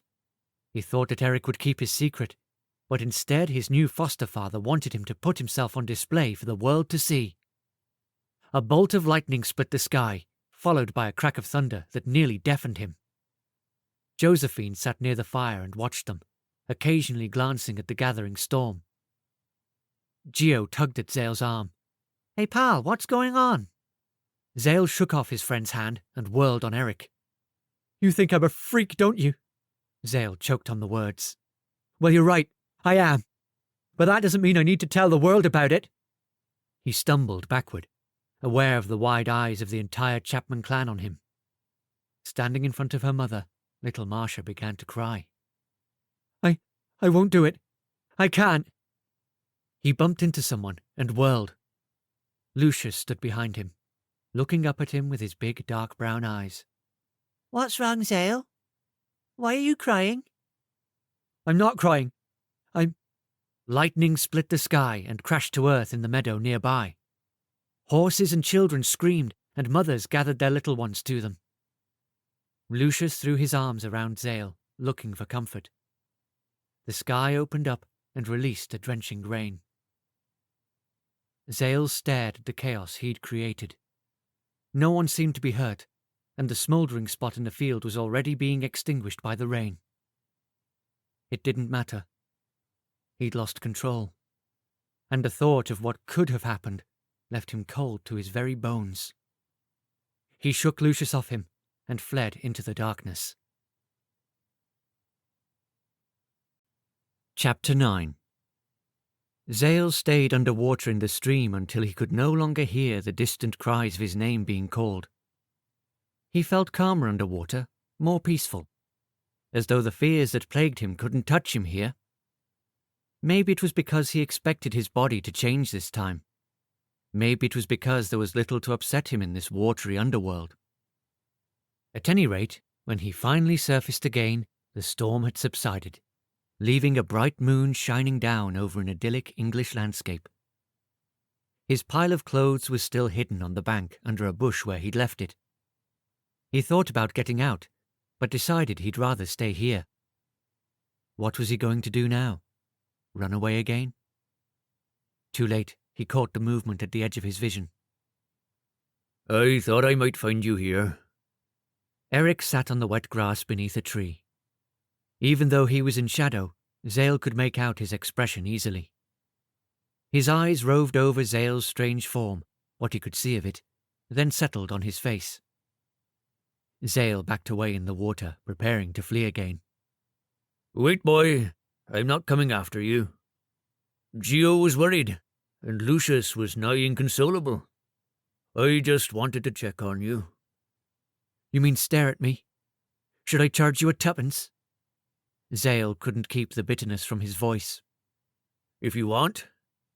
But I'd wager you'd rather have some cider." He picked up a tin mug from beside him and let it dangle from his fingers empty. "Here to join me back at the tarn? Josephine left some on the fire before bed." Zale considered it, salivating at the idea of a steaming cup of apple cider, but shook his head. "I'd rather stay here, thank you." "Why?" Eric's voice held no accusation or demand. He looked genuinely curious. "Because I feel safer here, and I think other people are safer when I'm here."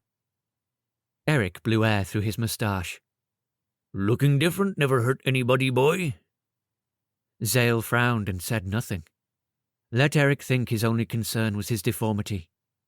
The man didn't know that the weather answered every time Zale called, and Zale didn't want to tell him. A bullfrog leaped onto a lily pad nearby and started a mournful song. Eric glanced at it, then back at Zale thoughtfully. "You know, the Roma believe in balance. That things in the universe belong in their natural place. Animals like sparrows and cats, they know where they belong. But you look at that frog. Zale did, and it stopped singing, then jumped into the water with a small splash. What about it? Does a frog belong on land or in the water? Zale shrugged. Both? Or is it neither? Eric leaned forward with his hands on his knees. A frog doesn't know where it belongs, so some of my kind consider it to be unlucky. Do you? Eric cocked his head, looking thoughtful. I think the frog would be out of balance if it tried to deny that it needs both the water and the land to be happy. It should celebrate its unique form. The bullfrog began singing again, somewhere out of sight upstream. Eric chuckled. You see, our friend agrees. Zale said nothing. Eric stood, his cup dangling from his fingers. Well, I'm going to turn in. If you want to stay here, that's fine. And if you don't want to get in the tank, that's fine. But I've figured out this about you already. Whenever you're afraid or angry, you run to the water. If the water is where you feel happiest and most at home, why not earn a living from it? He took a few steps up the hill, then stopped and spoke over his shoulder. I'm not trying to turn you into something you're not, son. I'm only trying to celebrate who you are. With that, he climbed the bank and disappeared into the trees. Zale stared after him, then went to find a spot in his watery bed to sleep. Zale woke before dawn, after an uncomfortable sleep wedged into a stand of cattails. Coming fully awake without moving, he noticed a few brook trout floating between the bases of the reeds. Using the pickpocketing skills he'd been practicing with Geo, he darted his hand out, snatched hold of the tails of two of them, and swung them out of the water, smacking them against a rock on the bank to kill them instantly. He got out, changed his tail into legs, a change he was learning he had a small measure of control over, got dressed, and slunk into camp with his hair still wet. He placed the fish into a basket next to his host's tent, then sat cross-legged on the ground and stared at the glass monolith while he waited for Eric and Josephine to wake up. Eric's form was visible through the loose flap of the low tarn, covered with a green wool blanket. Josephine probably slept beyond him. The grass behind him rustled. Lucius crept up beside him and sat down with his legs crossed, just like Zale. The young boy studied him with a worried look. Where did you go last night? Away. Why? Zale frowned in annoyance. Didn't this boy have other people to pester? I needed to think. What did Uncle Eric mean about you using the tank to help us? Zale scowled at the boy. I have some special talents that people might pay to see. He wants me to use them. The boy cocked his head in earnest curiosity. And are you going to? The tarn flap rustled, and Eric crawled out, listening attentively. Inside, Josephine sat up and watched them. Zale met Eric's black eyes. Yes, I suppose I'll give it a try. Eric gave a satisfied smile and a brief nod. Lucius pressed his lips together knowingly and nodded as though he knew exactly what was going on, giving the impression of being wise beyond his years. Zale's heart crawled up into his throat, and he swallowed. He hoped he didn't regret this.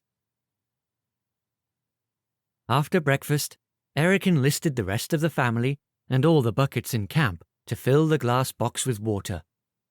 Children and adults alike formed a line between the top of the stream bank, the nearest the cart could get to the creek, and the water's edge, passing empty buckets down and full ones up.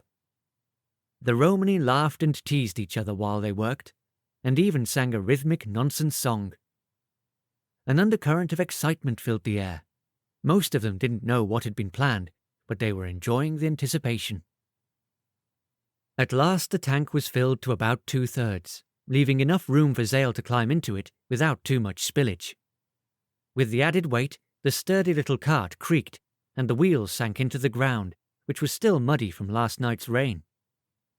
A small stepladder had been erected on one side of the tank for filling. Zale stared at it now, feeling the expectant eyes of the crowd that had gathered around to see him perform his trick. He gulped, his palms sweaty. He waved Eric aside. Eric came over and bent close, putting his arm around Zale's shoulders. Have you changed your mind, lad? Zale shook his head. No, but unless I am to ruin my breeches every day, I'll need to be naked when I climb in. He looked up at Eric, shifting his feet uncomfortably. Comprehension dawned in the big man's eyes, and he grinned. I see your point. Give me a few moments. Eric went and spoke quietly to Josephine. Then Merle and Sal and another man Zale hadn't been introduced to yet.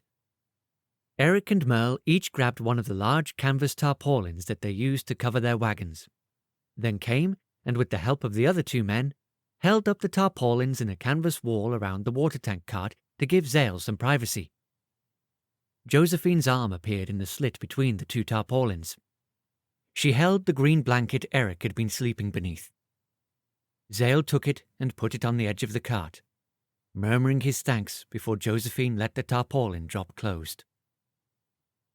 Zale stood on the cart bed in the small space not filled with straw, shadowed by the heavy cloth barrier. He stripped off his clothes and wrapped the blanket around his shoulders.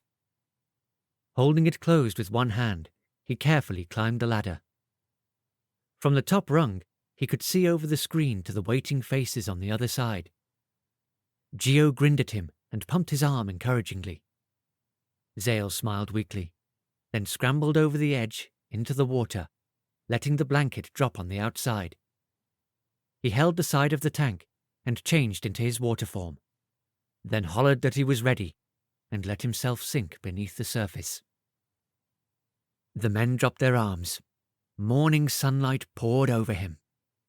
He cringed as his eyes adjusted. When he could see the faces of the people looking back at him, their open-jawed stares made him want to jump out, run away, and never come back. Instead, he made himself look into their faces, absorbing the words their expressions screamed at him. I'm a freak. What did I expect? The shock and even fear he saw on their faces was exactly what he'd expected, actually. Little Marcia, who was being held by her Aunt Helen, burst into tears and extended her arms toward her mother, who was holding the baby. Unable to console the child, Helen exchanged charges with Britannia, and the two women retreated through the crowd. Water pressed against Zale's ears. His heartbeat drummed inside his head. Would people really pay to see a water demon that made their children cry?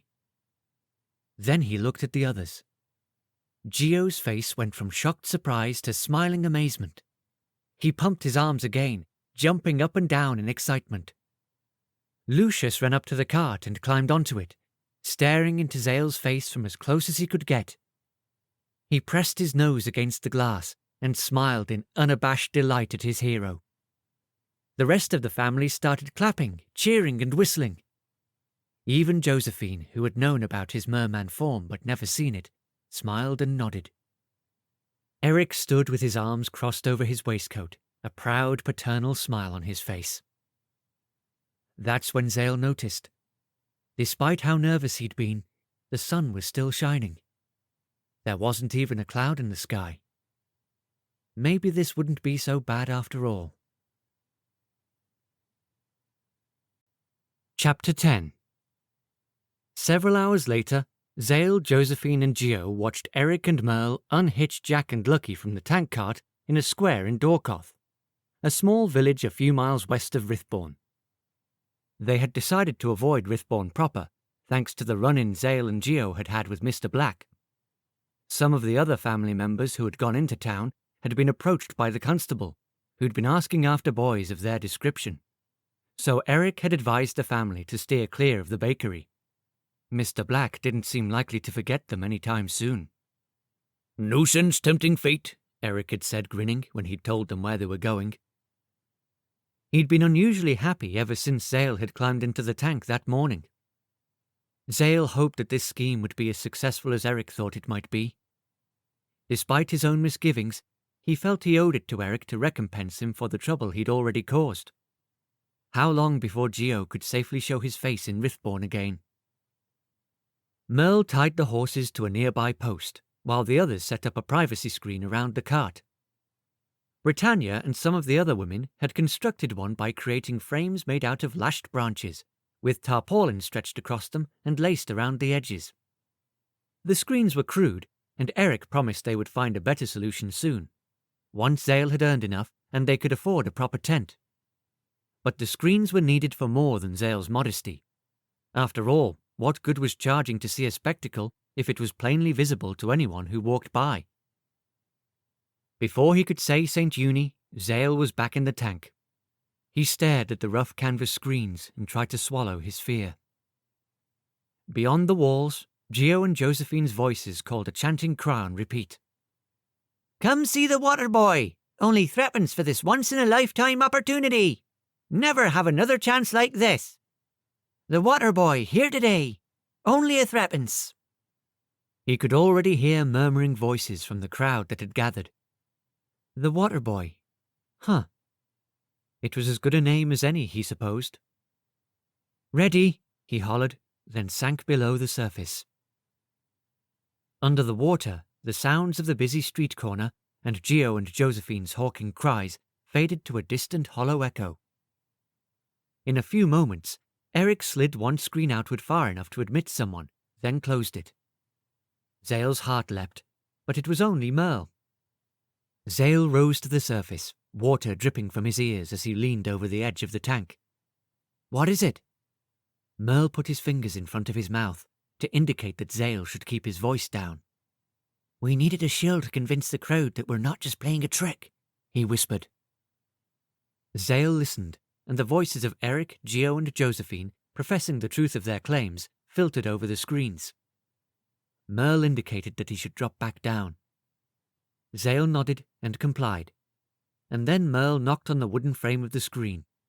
It slid open. Merle left, loudly professing the amazing sight he had just seen.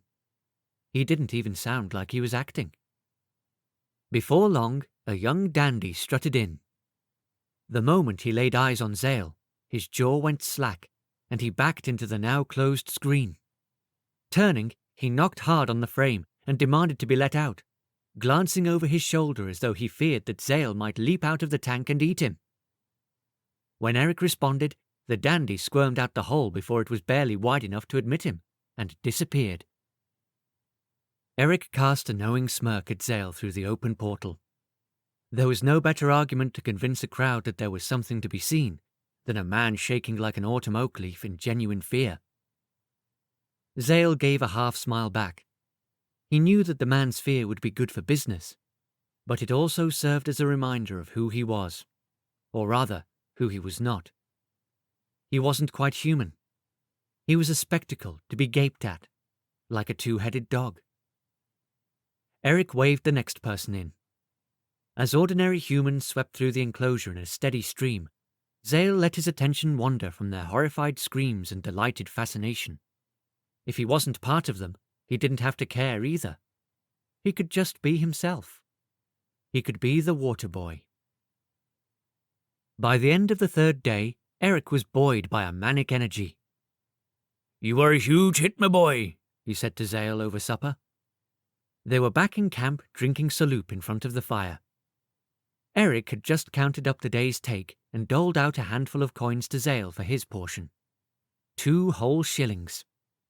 Zale's eyes bugged at the princely sum. Eric chuckled in satisfaction as he pocketed the rest. If this keeps up, we won't have to worry about lean winters ever again. Zale nodded, fidgeting with his hemp bracelet, which had only just dried after his daily session. Word had been spreading about the water boy, and that day he had seen more than just local miners and fishermen stepping in on their way for a pint.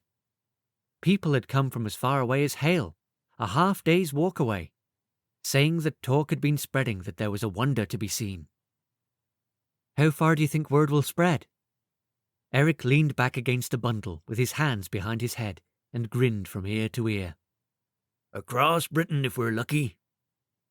Zale nodded, and frowned, staring at the fire. What's the matter, lad? Zale took another swig of his hot herbed drink. He didn't want to tell Eric about his fears that tales of the water boy might bring a vengeful Cox brother down on his head, or his mother to quick march him home. Nothing. He drank his saloop and stared into the fire, and then crawled into the tarn next to Geo to try to sleep. He tossed and turned until the baby started crying in a nearby tarn, and Britannia began to sing. Her soothing humming to her child reminded him of his mother.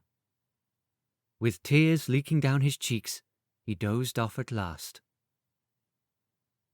Eric soon purchased a tall, narrow canvas tent to enclose the tank cart in.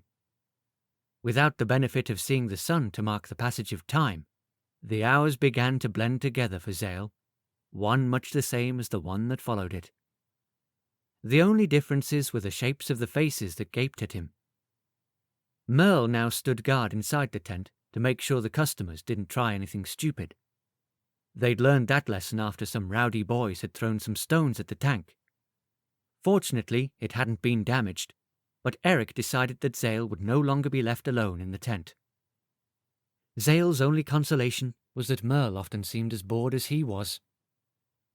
One afternoon, about a week after the Waterboy's debut, a man with a neatly trimmed dark moustache and beard and tidy clothing entered the tent. Zale recognized him instantly. Dewey Jean, the travelling merchant. What is he doing here? Zale had often seen him at the Penzance market. He came through a couple of times a year with a fresh supply of whatever he happened to be selling that season, whether it be spices, lanterns, puppies, tools, or any number of other things. He'd even brought a collection of wooden and tin flutes once. Dewey had been the one to give Zale the red ribbon he'd passed on to Talwyn Penrose as a gift. From the way Dewey's stunned expression transformed slowly from startlement to amazement, he recognized Zale too. He walked quickly to the entrance. Merle opened the tent flap for him, and he hurried out as though the devil was snapping at his heels. Zale launched himself out of the tank, dripping and scrambling for his clothes. "What's the matter, lad?" Merle stepped toward him with his hand out in concern. "I have to catch him." Zale pulled his breeches up with difficulty over his wet legs and gave up on the shirt, tossing it back on the cart. "Why?" shouted Merle as he dashed for the door. "He knows who I am." Zale swept the tent flap aside and stood blinking in the bright sunlight. Eric had been about to let a man and a woman enter, but when Zale appeared, he jumped toward him in alarm. What's happening, son? Zale ignored him, scanning the street for the man who had just left. A block or so away, Dewey rounded a corner. Zale took off running after him, while Eric made apologies to the waiting customers. He caught up to Dewey as the merchant was heading into the Rithbourne pub. Zale grabbed hold of his arm, and the man whirled to face him, jumping as though Zale were a ghost. Zale! He put a hand on his chest, breathing hard. You scared the mutton chops out of me. Mr. Jean, I need to talk to you. Of course, lad. He stepped aside and let two other men pass into the alehouse. What's on your mind? He asked it as though they just happened to run into each other on the street. Zale glared. I need to talk about what you saw. Dewey laughed nervously and pulled at his yellowed cravat. I don't know what you mean. I haven't seen anything unusual lately. Zale stepped toward him so he could lower his voice, and Dewey backed into the stone wall of the pub with a thump. You know very well what I'm talking about, sir. He lowered his voice even further. Me? As the water boy? Dewey stared at him, acting like he was thinking. Then his face brightened as though he had only just caught on. Oh, right, that. What about it? I know how you like to tell stories in every town you go to. Zale had looked forward to Dewey's stories a great deal. The man had a gift. But I must ask that you don't spread this one around, especially not in Penzance or Madron. Zale stared up at the merchant, every ounce of him begging the man to understand. Dewey stared down at him. The longer he looked, the more convinced Zale became that he'd never convince a born performer like Dewey to keep this to himself. He could just imagine his mother's reaction when she heard that her son was not only some kind of freaky fish, but going on display as a spectacle for money with the gypsies. She didn't know why he'd left, and she'd be devastated. His eyes grew moist. "Please, Mr. Jean, I'm begging you." A tear slid down his cheek. Slowly, Dewey's face lost its fearful look and relaxed into an expression of concern. Why, boy, what's the matter? Have those gypsies kidnapped you? Are you in danger? Zale shook his head. "No, nothing like that. I'm just afraid that if my mother hears about me, she might come looking for me." Wouldn't that be a good thing? Zale's shoulders slumped. No, it wouldn't." He stepped back and kicked at the dirt. "There's too much to explain, but it's very important that she doesn't find out where I am. Nor Lord Alverton and his family neither." Dewey took a cautious step away from the wall and patted Zale's shoulder gently. Oh, lad, I'm sure that whatever happened, it's not as bad as you think. I mean, I guess I understand not wanting your mother to see you like that. But it's a mighty cold-hearted woman that wouldn't love her child no matter how dreadfully ugly, homely, he might be. And your mother never struck me as cold-hearted. I'm sure she's out of her mind with worry for you right now." Zale swallowed. He was certain she would be too. But if Dewey passed on even the slightest hint of news about him, Zale was just as certain that his mother would be dragging him home by the ear before another day had passed, no matter how he protested that he'd left for her own safety. On the other hand, his time with the Roma had taught him one thing. People were more accepting than he'd thought. Sure, most of the people who came into the Waterboy's tent regarded him with a mixture of delight and terror, but the Chapmans didn't. If anything, Geo liked him more now that he knew the truth, and Lucius trailed him around like a shadow every evening, until Britannia sent him to bed in exasperation. Sylvie had gotten shy for all of about an hour, and then she was being as bossy and precocious to him as ever, treating him just like one of her brothers. If these Romani, who had known him less than a fortnight, could accept him as one of their family, why couldn't his own mother overlook his deformity? He sighed. If only he didn't have any other powers. If only he hadn't killed and maimed with them. Dewey watched him struggle, then stooped to look him in the eyes. I see the problem, lad. You've gotten yourself into some trouble, haven't you? Something to do with the squire's brood? Zale didn't answer, but his guilty look probably said enough. Dewey pushed his cap back over his sparse hair and readjusted it. He glanced at some miners heading into the pub, then waved Zale aside. They walked a short distance away to a bench. Dewey sat and gestured for Zale to do the same. Lad, I've done a lot of travelling, and seen a lot of different things. But what I saw today beat 'em all by a fair stretch. I mean, you are. He stopped talking, as though he realized who he was talking to about it, and patted Zale on the leg.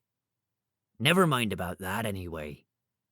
If you need me to keep this story to myself in Madron Parish, I will. However, I'd rather take you home to your mother. No matter what kind of trouble you're in, I'd wager she'd rather help you out of it than spend another minute wondering what her little lad is up to now. That thought had never occurred to Zale. Could his mother actually do something to smooth things over with the squire and his sons? She did have a way of convincing people to see things from her side, and Talwyn had said she thought his mother would understand about the accident that killed his father. A flicker of hope sparked in Zale's chest. Could he actually go home? Geo ran up to him out of breath. There you are! Uncle Eric is hopping mad, and the customers are starting to riot. They want their money back if they don't get to see the water boy right now. We need you back, Zale. Zale stood staring at Dewey longingly. Dewey arched a brow. Think about what I said, lad. If you want to take me up on it, I'll be at the White Turnstile on the west side of town at dawn. You can join me if you'd like. I'll think about it, Zale said, then turned and followed Geo back through the streets of Dorkoth. Chapter 11. Zale did think about it. He thought about it for the remainder of the afternoon in his tank. He thought about it on the journey back to camp. But the more he thought about it, the less he knew what to do. That evening he sat by the campfire and tried to work the problem through once more. Josephine was brushing her hair near the fire. Britannia had already put the younger children to bed. Eric, Geo, Merle and Sal played cards on a blanket nearby. Zale had declined when Geo had asked him to join them. Maybe he should go home to his mother. Maybe Talwyn and Dewey were right, and Mama could help him manage whatever was wrong with him and the trouble he'd made. It would certainly be much better than going on display in a tank day after day. True, the tank was peaceful, and nothing provoked him into using his fearsome powers there, but that was because it was boring. He wasn't sure he could bear to do that for months and years on end, no matter how much money he was earning. But if he went home, he'd still be in constant terror that his powers would cause even more damage than they already had. And what about Robbie Cox? Griffin had seemed to understand that Zale was responsible for the freak lightning bolt that hurt Robbie. As unlikely as it was that anyone would believe such a story if he told it, Griffin himself was no one to be trifled with. Griffin and Robbie hadn't gotten along, but Griffin would still defend his family honour. Going home could attract unwanted attention from the squire's family. Zale didn't want to add that burden to his mother's bundle. Besides, it was still likely that he could lose control and hurt the one person he cared about most in the world, and he couldn't bear that thought. He sat staring at the campfire and fidgeted with the woven hemp bracelet on his wrist. He rubbed his thumb over the smooth surface of the stone, drawing comfort from knowing that his mother had made it for him. His mother the healer, whom so many in their parish respected. His mother, who had the world's sweetest voice when she sang him to sleep, to lull away his frequent terrifying dreams. His mother, who was probably going mad with worry about what had happened to him. Zale stood. I need to take a walk. Eric glanced at him and nodded, then went back to his game. Zale walked around the meadow, watching the horses huddle in the starlight, then down to the stream. He stood and stared at the water, listening to it whispering stories. A bullfrog began its eerie song. Zale spied the frog and shoved his hands in his pockets. Water or land, Mr. Bullfrog? Tank or home? What would you choose? The bullfrog kept singing. He didn't need to make a choice. He knew where he belonged. Zale still didn't, but he knew who he wanted to ask for help. The one person he always used to ask for advice. He just had to get up the nerve to talk to him. When Zale got back to camp, Josephine was putting her brush into her trunk in their family wagon. She looked like she was getting ready to turn in for the night. He stood a few paces away from her, shifting his feet and trying to get up the nerve to ask what he wanted to know. She noticed him and smiled, cocking her head in curiosity. Is there something you need, Zale? He nodded and opened his mouth, but it felt stuffed with cotton. He swallowed and managed to work a little moisture into it. By Jove, this was harder than he thought.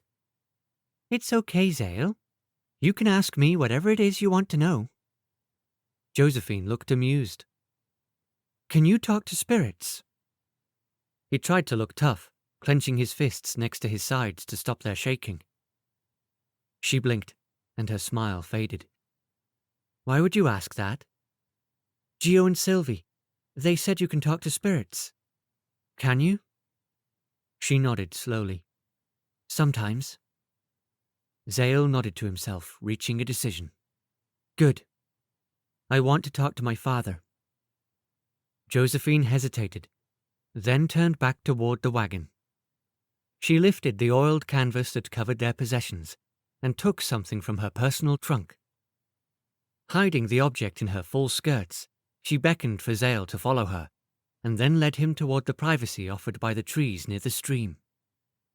The moon had not yet risen, but starlight glimmered in her long black tresses.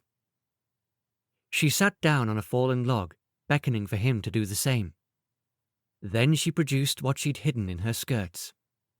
A translucent, solid glass-like ball that fit into her palm.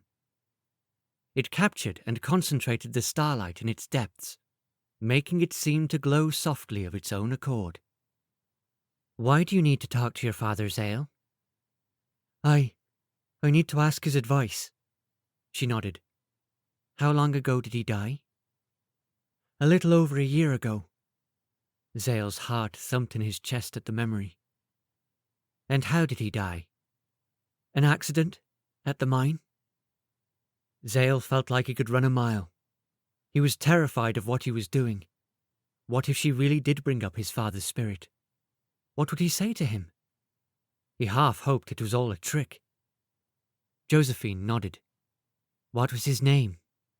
Kenver Teague. She cupped the sphere in both hands and closed her eyes, took a deep breath, and called his father's name several times. At first, nothing happened. Then she stiffened, opened her eyes, and stared blankly ahead. Papa? Zale's voice only trembled a little. Papa, is that you? Zale? Josephine said in English with a slight Cornish lilt. Where am I? Zale's heart leapt. Could it truly be him? You're dead, Papa. We're near a stream in the country. I remember. A terrible accident. It happened so fast. Zale nodded, his gaze on the ground. Yes, Papa. An explosion. I'm sorry. It was my fault. Josephine's eyes widened. How could it be your fault, son? What did you do? Zale glanced up at Josephine. Could she still hear him?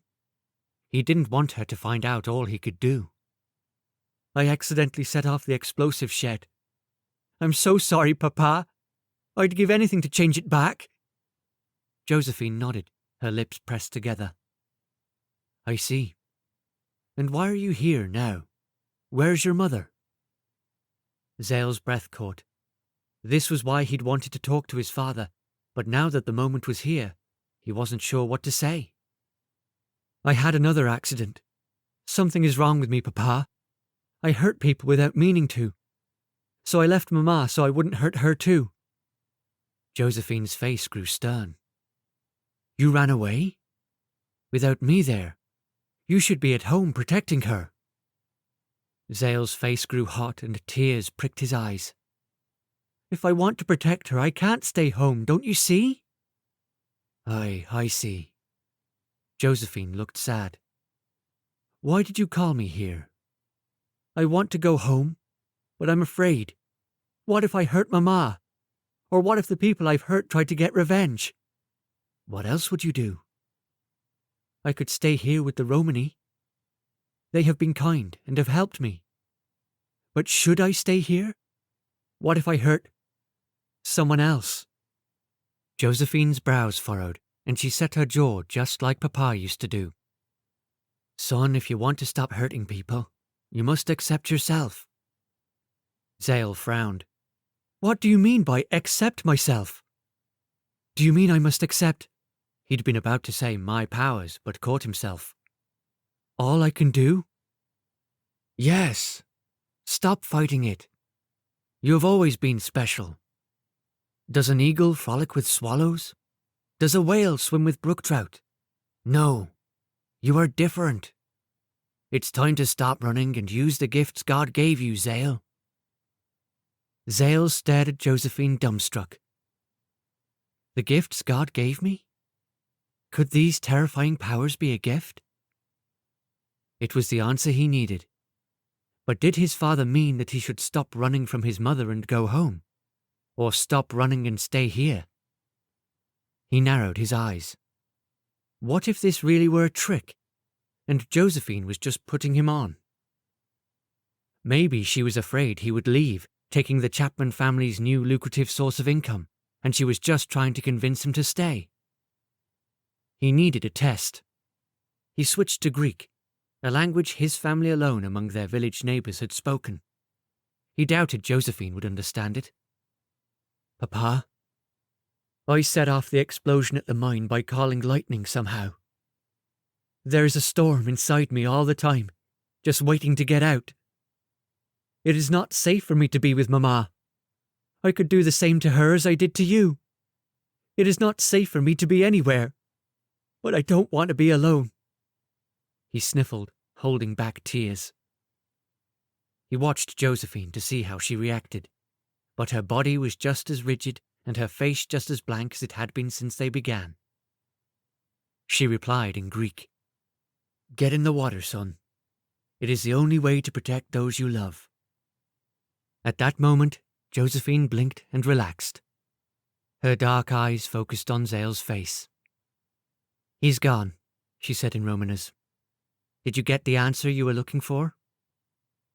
Stop running, get in the water, protect those you love." Wait. Get in the water? His mother had kept him out of the water his whole life. Would his father now tell him to do the opposite? Zale hadn't told him about the deformity that appeared only when he was underwater. But Josephine had known about it. She must have been faking the whole time. Which meant she definitely knew about his other abilities. But why? Maybe she'd been manipulating him out of kind intentions, trying to help him find his way. Or maybe she was trying to keep him out of trouble in that tank, while her family reaped the rewards. Looking at her earnest expression, though, and the furtive glances she kept casting over her shoulder and at the dark clouds that were gathering overhead, he thought of a third option. She wanted him to leave. Her fear practically pulsed from her pores. She wanted to protect those she loved from him. He got the message loud and clear, and he couldn't even blame her. He thought of Gio and Sylvie and Lucius and the others, and how devastated he would be if he hurt any of them. He wouldn't want someone like him around either. "Yes," Zale said at last, staring at the stream beside them. "Yes, I think I did." Josephine gave him a small smile. She looked relieved. "Good." She stood and started up the hill toward camp. "Now come back to the tarn and we'll have some salute before bed." He nodded and followed meekly behind her. When Gio asked him to join in the next round of cards, he accepted. It was going to be his last after all. Chapter 12. Dewey was waiting right where he said he would be, holding the halter of a donkey pulling a small cart. When he saw Zale pop out of the hedgerows, he greeted him with a wide grin, then started down the road. Zale patted his shirt where his small coin purse resided and fell into step behind the merchant. At least he wouldn't be coming home to his mother empty-handed. They were no more than a mile down the road when Eric, Josephine, and Gio caught up to them. Gio ran up to Zale and punched him in the arm, his face screwed up in anger. "You were going to leave without saying goodbye? I thought you were my friend." His voice was tight with reserved tears. I'm sorry, Gio. I thought it would be easier this way. I didn't mean to hurt anybody." He looked at Eric's and Josephine's serious faces. "I'm grateful for all you did for me, truly. But I belong at home with my mother." Dewey frowned and stepped forward. "You heard the lad." He waved his hands as though shooing away some unwanted pests, wrinkling his nose in distaste. "Now clear off. He's better off with me than the likes of you." "Hold your wrath, sir," Eric said, his jaw tight. "We've not come to steal him from you." He turned to Zale and handed him a purse heavy with coins. "I thought you might need a little more money to take home to your mother, and to help you deal with whatever trouble awaits you when you get there." Josephine cast a guilty look at Zale. her dusky skin darkening rosy. She must have told him what he'd said during their séance. Zale accepted the money at a loss for words. Dewey watched the transfer, greed in his narrow eyes. "Thank you, Mr. Chapman. This means so much." Zale shifted his feet, staring awkwardly at the man who had begun to seem like a second father to him. Eric smiled and spread his arms wide. Zale ran into them, wrapping his arms around the man's barrel waist. Eric squeezed him tightly. "You are something special, lad. You will always have a place with the Chapmans, you hear?" Zale nodded, sniffling as he pulled away. Josephine hugged him next, pressing him against her bosom and giving him a kiss on the forehead. He turned away to hide his blush, and came face to face with Gio. His friend stared at him bleakly, shuffling his toes in the dust of the road. "Lucius is going to cry for days." Zale bit his lip. "Tell him I'll see him next spring, when you come through for planting. I'll watch for you." Gio brightened a little. "I suppose that's true. And if I get tired of listening to him blubber, I can just put him in the tank for a while. He can pretend he's you. That's what he wants anyway." "Tell him it ain't so great being me." Gio gave him a crooked smile. "I'm going to miss you, pal." "I'll miss you too." Zale reached into his pocket and pulled out a stone he'd found in the stream. It had flakes that reflected the light with metallic glints. He had no idea what it was, but he'd picked it up because he liked it. He handed it to Gio. "To remember me by." Gio took it, then threw his arms around Zale's neck. After a brief, firm hug, he let go and stepped away. "I say, sir," Dewey said to Eric, affecting casual interest. "how much do you want for that glass tank of yours, anyway?" Eric raised an eyebrow. "What good would it be to someone like you?" "Oh, you never know who might be looking for what in my line of business. A man has to keep his ears open and his nose to the wind, you know." Eric crossed his arms. "It's not for sale," he growled. He narrowed his eyes at the merchant. Dewey put up his hands defensively. Fine, fine, no need to get testy about it." He turned to Zale. "Come on, lad. We've got a lot of miles to go if we're to make Madron by dark." Zale nodded. With one last regretful look at his Romani family, he turned to follow Dewey Jean down the road, accompanied by a gentle rain that did his crying for him. By the time they reached St. Aubin 2 hours later, Dewey had been grumbling about the rain for miles. "I'm chilled to the bone. Let's stop here for a quick pint," the merchant said, pointing at the Tinner's Arms pub ahead. Zale frowned. "Shouldn't we keep on if we want to get home before dark?" Dewey squinted. "Last time I checked, you were hitching a ride with me, not the other way around." Zale sighed. "I guess a cup of something hot would be nice." Dewey handed Zale the donkey's lead rope. "I'll bring you something. Wait here." "Wait, what? You can't leave me out here in the—" The door slammed in his face. "Rain?" Zale sighed and closed his mouth. He turned to face the street. "Fortunately," he said to the donkey, "I've had a lot of practice doing nothing lately, and I don't mind being wet in the slightest." The donkey blinked at him in commiseration. It felt like forever before the door opened and Dewey walked out of it again. Behind him were 3 other men, and none of them looked friendly. Great. Did he lose a gambling match he can't afford to pay or something? "It's about time, Mr. Jean. What's going on?" The men closed around Zale. Dewey took the donkey's rope and looked down at his travelling companion. "This morning my ship finally came in. But yours," he smiled maliciously. "I'm afraid you missed your boat, lad." Something hit Zale hard in the head from behind. As the light faded to black and the ground rose to meet him, his mother's face flashed through his mind. Think of what Papa would do. The world went black.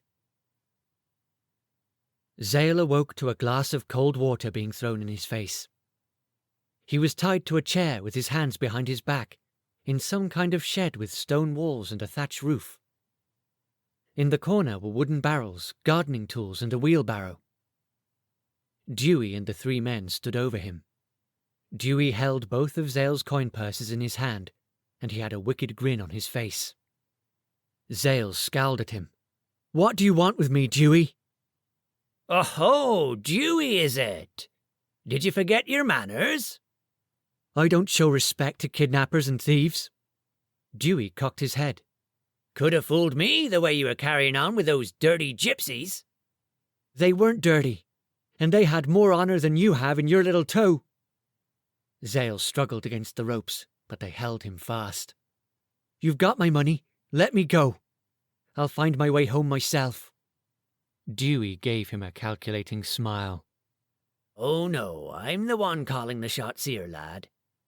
Throughout Cornwall, men mine the earth for precious metals. The work is back-breaking and dangerous. But in you, I found something better than a vein of tin or copper. He paused, leaning close to Zale so he could smell the man's foul breath. I found a Cornish gold mine. And it came right to me, he chuckled. Zale spit at him, and the men laughed while Dewey wiped the spittle off his face with a kerchief. Zale squirmed against his bonds. A loud clap of thunder rattled the stone walls and the metal tools. Zale glanced upward, then back at his captor. "I'm warning you one last time, Dewey. Let me go or you're going to regret it." Dewey laughed loud and long, and so did the other men. And what are you going to do to me, little boy? He wiped tears of laughter from his eyes. Oh, my lands! That's a good one. No. His face lost all trace of mirth. He tucked the coin purses into his coat. How about, instead of me letting you go, you tell me where your friends are camped? I need to get my hands on that tank if I'm going to mine the ore that's fallen in my lap. Zale set his jaw. "And what makes you think I'd do anything you tell me to?" Because, Dewey said, leaning into Zale's face, I know where to find your mother. And I happen to know that she lives alone. No big strong man to protect ye from strangers who might stop by looking for some succour in her tender charms. Zale roared, but it was lost in the deafening roar of the lightning that struck the shed, incinerating a hole in the roof and heating the room to the temperature of an oven in an instant. The men doubled over in pain and fear, covering their ears. What was left of the thatch roof burst into flames, bits of it falling around them. Dewey threw his smouldering cap on the floor and ran out the door, screaming. When his thugs saw the fire dropping down on them from above, they did the same. Zale struggled against his bonds, coughing on the smoke that soon filled the room. His ears were still ringing a little, but he thought he could hear the sounds of a struggle outside. Moments later, Eric ran through the door. He picked up Zale, chair and all, and carried him outside before setting him down. Geo and several other family members were outside. The boy dashed around behind Zale's chair and set to work on his bonds with a knife. Zale looked around. They were behind the pub. The unconscious forms of Dewey and his ruffians lay strewn around them. Merle, Sal, Marcus and Josephine were tying up the men. Wind blew debris around, and lightning flashed in the dark clouds roiling above their heads. Zale stared at Eric in confusion. "What happened? Why are you all here?" His bond snapped, and he pulled his arms free, rubbing his wrists. Eric helped him to his feet and grinned. "There was something about that man I didn't trust. I've seen him before, and he's always seemed a little dodgy to me. When he asked about buying the tank, I suspected he was up to something. I sent Geo home for help, and we came after you." Zale looked in wonder at his rescuers. "You came after me?" Geo grinned at him. You're family now. We had to be sure you were safe. Zale shook his head in confusion. But how did you find me? Josephine smiled sheepishly and pointed at the swirling skies. We followed the storm. She came over and hugged him. I'm glad we were in time. Zale's throat closed like there was something stuck in it. They knew about his powers, and they'd come for him anyway. His eyes pricked. On the ground, Dewey moaned and opened his eyes. When he saw Eric, his face contorted into a snarl. You'll not get away with this, you miserable gypsy. I'll have you before the judge and thrown in jail for this. I'll spread the word far and wide that the Chapmans are not to be trusted. You'll never find work in Cornwall again. Eric smiled. Oh, I don't think so. You see, I have friends in high places. He leaned close to Dewey so Zale couldn't see his face, and whispered something that Zale couldn't hear. As soon as he did, Dewey's whole countenance changed. The colour drained from the merchant's face, and he looked as though he would like to be anywhere but where he was. I'm sure I can count on your discretion, can't I, good sir? Eric grinned down at Dewey. The merchant gulped and nodded, not making a peep. Oh, Eric added, and I'll be taking your donkey for damages. What? Squeaked Dewey. You can't do that. How will I pull my cart? Eric shrugged. Not my problem, chum. He led the way toward the front of the pub. Hey, don't leave me here. Dewey squirmed and writhed against his bonds. Untie me! You can't do this! Sal leaned over the merchant. Aye, he can, mate. And he did. He chuckled and followed Eric, pursued by whining shouts from Dewey Jean.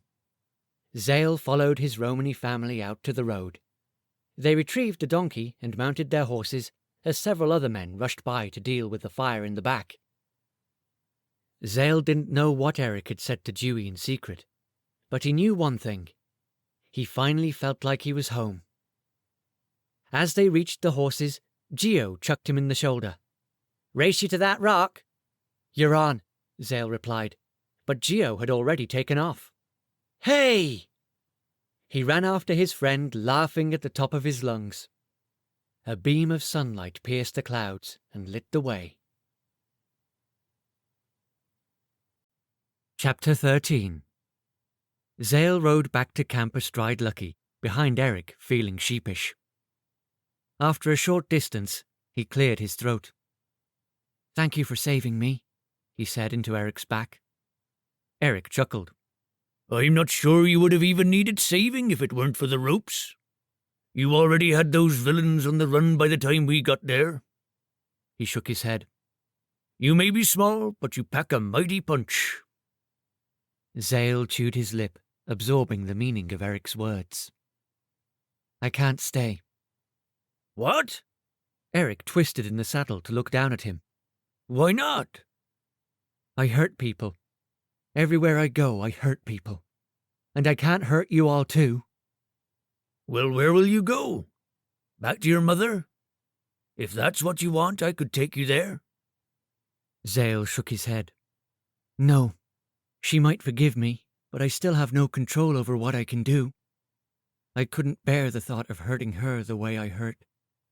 He trailed off. Eric's voice was quiet. Your papa. Zale nodded against Eric's back, sniffling. How did you know? Josephine told me. Once I saw the lightning light up that shed and you as fine as a frog's hair inside, I put two and two together. Zale stared at some gulls floating lazily through the sky out toward the sea. Then you know why I have to go. Eric was silent for a few moments. What if you don't? He said at last. Are you sure you want to risk having me in camp? Eric's voice was kind. I've been thinking, boy. It's been mighty stormy since you entered our lives, but for most of this week, we've had a beautiful run of sunny autumn weather. Any idea why? Zale thought about it. Then the answer came to him. I was in the tank. Eric smiled at him over his shoulder. Aye, you were in the tank. Seems to me everywhere you go on land you find trouble, which brings out your light show. But when you're in the water, you can keep the storm under control. That's why you always run to the water when you're upset. Isn't that right? Zale pondered his words. I guess you're right. But I can't stay in the water forever. You don't have to. And you shouldn't. You should stay here with us. Zale frowned and didn't say anything. Zale, you're part of my family now. I told you that already. And I understand how important family is. You're worried about your mother, and rightly so. Stay with us. Travel with us and earn money in the tank. You'll have a comfortable, stress-free life and be very difficult to find. But we can send money to her to support her, so she knows you're all right and that her son still cares for her. Zale brightened. You would do that? Of course, Eric chuckled. Unfortunately, I don't trust that snivelling merchant to keep this story to himself for long. If we want to make it hard for your mother, or, anyone else you might be trying to avoid, to find you, we're going to have to find new paths to travel. We'll push farther east into Devonshire, and then maybe go to northern England. We'll keep on the move. We'll keep your mother safe from you, no matter how hard she tries to find you. Zale blinked.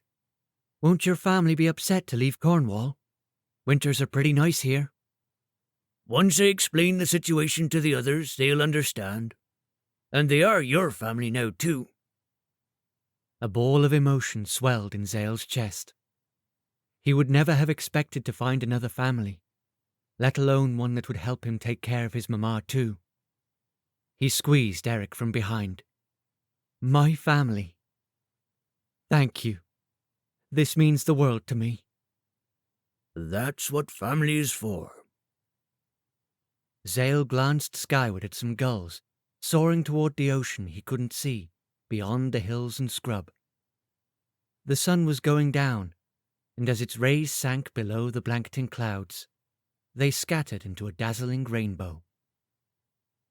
I did it, Papa. I found the right thing to do. He rubbed the river stone in his bracelet. He didn't expect to ever see his mother again, but he would look out for her from afar. It was the way it had to be. If Papa were here, he was sure that's what he'd want Zale to do. Mr. Chapman? You can call me Eric, or Uncle Eric if you prefer. Zale pressed his lips together, pleased at the offer. He thought about it. All right, Eric, do you think we could go to Liverpool? Eric snorted. Why do you want to go to Liverpool? I just want to see it, that's all. Eric chuckled. Aye, lad, we'll go to Liverpool, and a great many other places as well. Zale smiled. Maybe Sylvie's fortune was at least partly right. He was on his way to distant lands, and he was looking forward to the adventure. The End.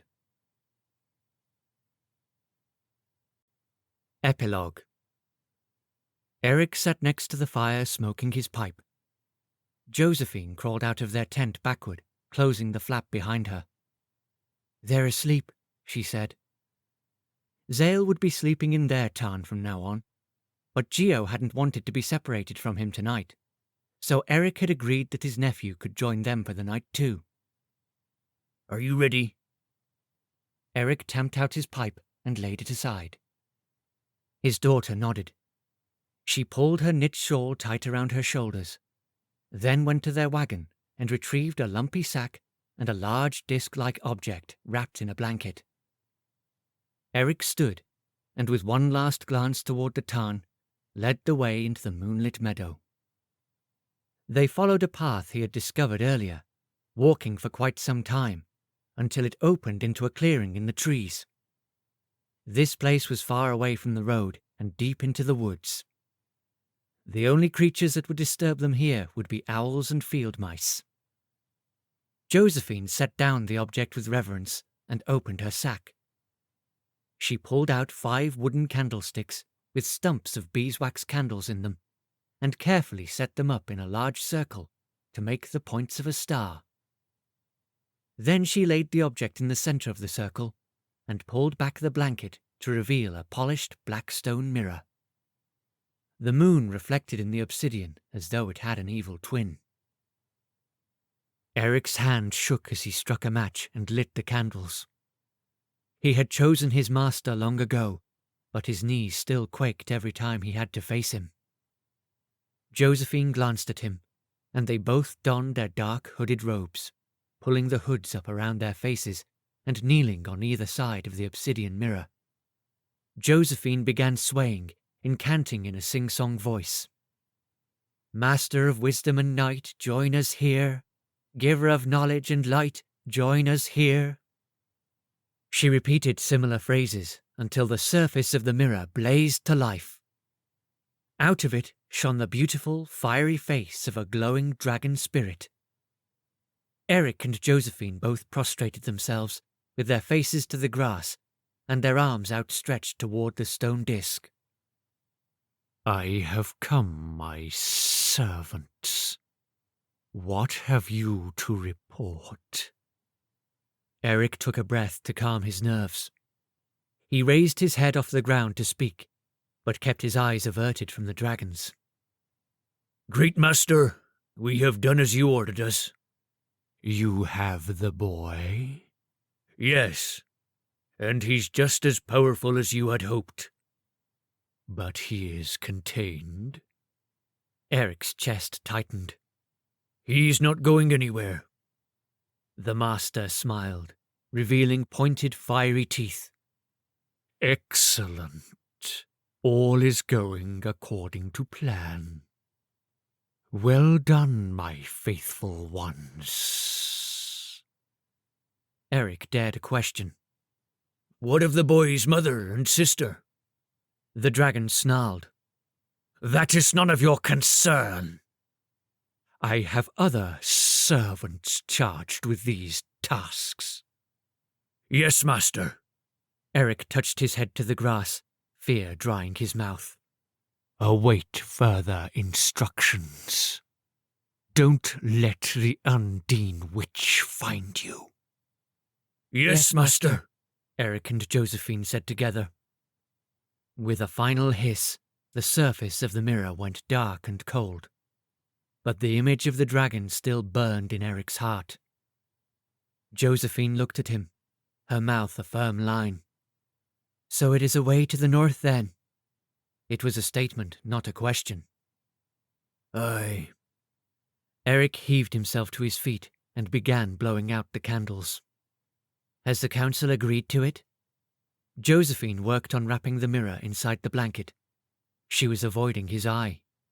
He knew she didn't like the alliances he had made, but when he had explained what could be gained for their family, for the Roma, she had agreed. And he couldn't have come this far without her. "Aye. Young Zale's income alone's enough to justify it. But a Rome will find work wherever he goes. We will survive. We always have. No matter what the Gorgios have tried to do to us. That is what we do." She nodded. "Aye, we survive." She packed their things into her sack, stood, and led the way into the trees toward camp. Eric had done what had been asked of him. If all went well, he and his people would never have to take the abuse of the likes of Dewey Jean ever again. He hoped the cost was worth it. Hi, this is Talina Winters. Thank you so much for listening to The Water Boy. Zale holds a special place in my heart, and I hope he does in yours now, too. If you want more, I have good news. This book is a prequel for my Rise of the Grigori young adult epic historical fantasy series. Keep listening to hear an excerpt from the first book, The Undine's Tear. Can you do me a favor? Would you take a minute to leave a short review of this book? Just a single sentence makes a difference. Also, please stay in touch. You can find me on Facebook, Twitter, and Instagram, or go to my website at talinawinters.com and join my mailing list. We'll get to hang out about once a month and talk books and inspiration. And of course, you'll get access to deals and updates about upcoming titles. I promise it's a lot of fun. Until next time, keep spreading sunshine. And now an excerpt from the Undine's Tear. Chapter 4. January 15th, 1799. 5 years later. Somewhere in Western England. Zale Teague stared at the people on the other side of the glass, not really seeing them, focusing instead on keeping himself suspended more or less upright so they would have a good view. That's why they were here after all, to see the water boy, the half-man, half-fish merfreak. For a threepence they could stare at him for a few minutes and talk about him for a lifetime. Zale might be unusual to them, but after 5 years of staring through these glass walls, every face looked the same to him. Every gaping jaw, every wondering stare, every frightened, delighted scream. Every mother hustling her small child out of the tent, while craning her neck to stare at him in horrified fascination.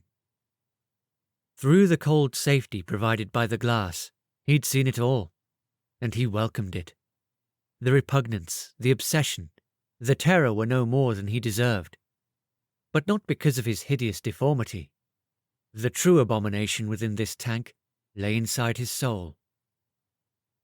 He could call down lightning from the sky. Only a god or a demon could do that. And since his father had ended up dead and his friend blinded, he knew which side he landed on. He hadn't intended to do those things, but intended or not, he'd done them, and learned the steep price of giving his emotions free rein. So now he climbed into a tank every afternoon and stayed there, hiding in plain sight, until the watchers cleared out and went home to their beds. Then Zale would join Eric and his family for supper at their tarn, the Romani name for the low tents they called home. Eric had been the one who'd found Zale, exhausted and half dead on the bank of a stream in Cornwall, miles from the home he'd fled in shame.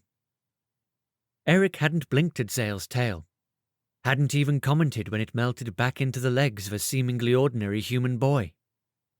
Most importantly, Eric had never asked what demons haunted his past.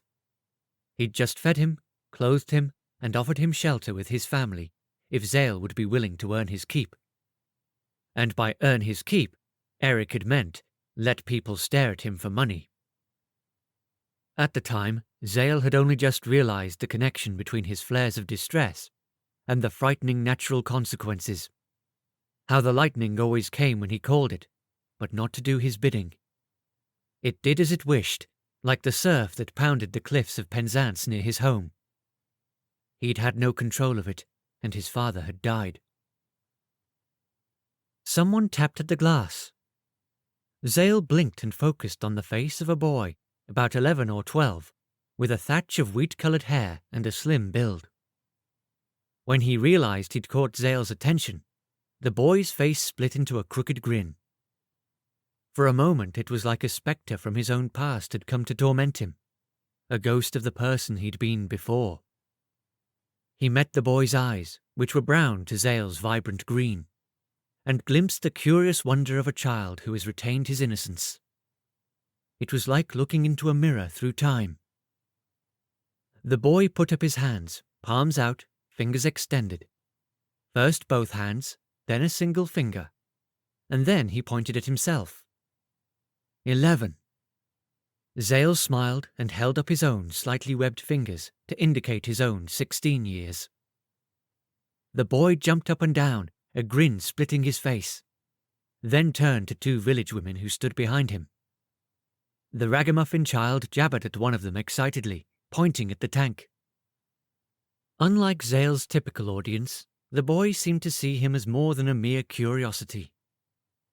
Zale put his palm flat against the glass in acknowledgement. The woman, most likely the child's mother, seemed only mildly interested in the boy's chatter. She flicked her gaze at Zale, then crossed her arms and waved a dismissive hand at her son. The boy came back to stand in front of the tank and smiled at Zale, who smiled back. Then the boy drew a rather grotesque image of a merman monster with fangs in the condensation on the glass and proceeded to make faces at Zale. Zale snapped out of the moment and closed his eyes. As long as he was in this tank, he'd never be more than a freak on display. Less than human. And that was fine. It was what he wanted, wasn't it? A chance to do penance for his evil deeds. To obliterate the painful memories beneath the emotional lashings he got day in and day out. Then why did he never feel cleansed? When he opened his eyes again, Eric's grown daughter Josephine was shooing the two women and the boy out of the tent. Once the canvas flap closed behind them, Josephine turned to face him and made a chopping motion with one hand onto the other palm. The time's up gesture that signalled the end of the customers for the night, before ducking through the entrance herself. Zale surfaced, pushing his shoulder-length blonde hair out of his eyes. He hauled himself up onto the wooden bench along the top edge of one side of the tank. Within moments, his gills had flattened against his neck, his tail had melted into human legs, and his mucosal layer had reabsorbed into his skin.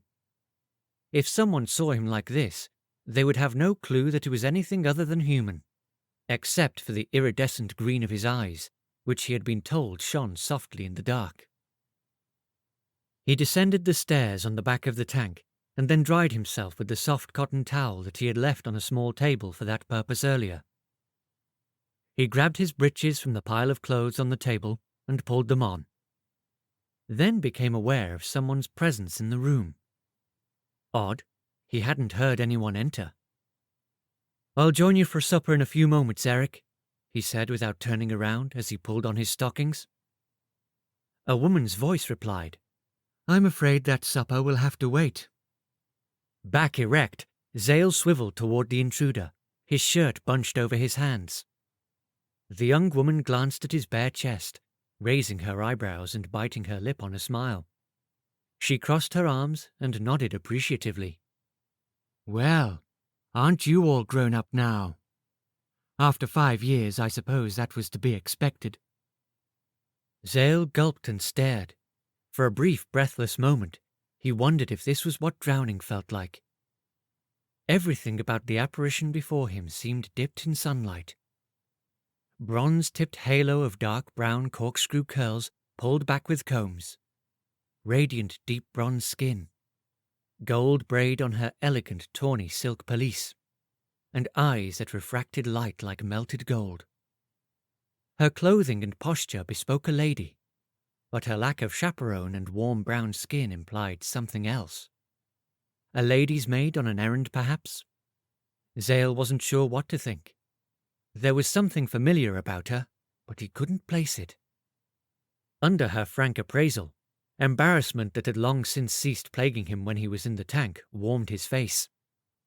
He hurriedly worked his shirt over his head. Then, with a stumbling flourish, he gave the young woman a deep, sloppy bow. "The show is over for the night, mistress. Best to err on the side of caution. You'll have to come back tomorrow." The girl, or was she a woman? It was difficult to tell. Pulled herself up and met his gaze. "I'm not here to see you perform, Zale Teague. I need to speak with you. It is a matter of some urgency." She had his attention now. "How do you know my name?" She took a step toward him. "I know a lot of things about you. That your father died in an accident at the Madron tin mine when you were 10. And that you ran away from home when you were 11. It would seem that since then you have taken up with the gypsies and have been exposing yourself for money for the pleasure of others." She frowned in disapproval, but then cast a sorrowful glance at the tank. "Has it helped?" Zale scowled and ignored her question. He snatched his brightly patched waistcoat from the table, continuing to dress with jerky movements. "Who are you? What do you want from me?" She took another step toward him, and he tensed. She was very near him now. It had been a long time since he'd stood so close to a stranger. Again that look of sorrow filled her eyes. Oh, Zale, you truly do not know me? You once made me a lavender crown, and we pretended that I was the Lady Marian, and you were Robin of Locksley on an adventure to save me. And Robbie was Little John. He searched her face in disbelief. He had known only one other person with eyes that colour. But except for those molten irises, this young woman looked nothing like the dark-haired, fair-skinned girl he had grown up with in Madron. But who else would remember playing Robin Hood with him and Robbie Cox in the fields of Cornwall? Talwyn? He offered, memory flooding him. He could still picture Talwyn as he'd seen her last, standing on the bank of a stream calling his name. The metallic zing of electricity from the bolt of lightning he'd accidentally called to save her from the now fleeing bullies still permeating the air. On that fateful day 5 years ago, life as he'd known it had ended. It was when he'd discovered what kind of monster he really was. The girl smiled, revealing perfect white teeth. You do remember. He gaped. How can that be? Talwyn was...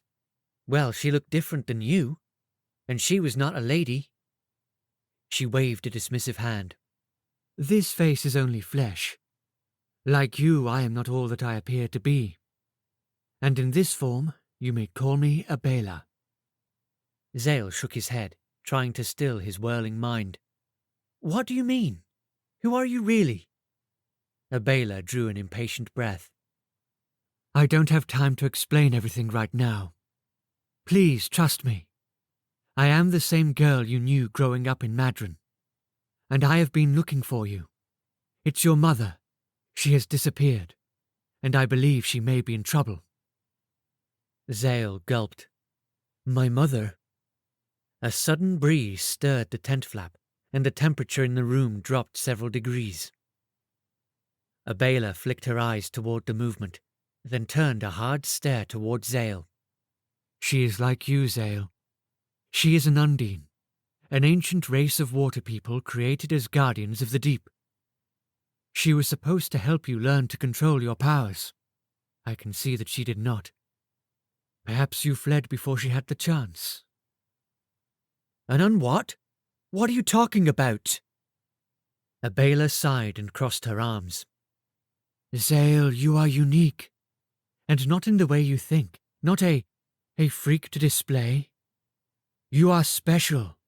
Your parents raised you in Cornwall to protect you. There are people who would kill you if they knew of you. Frankly, I'm surprised that you have survived this long, Mr. Waterboy. She quirked her lips.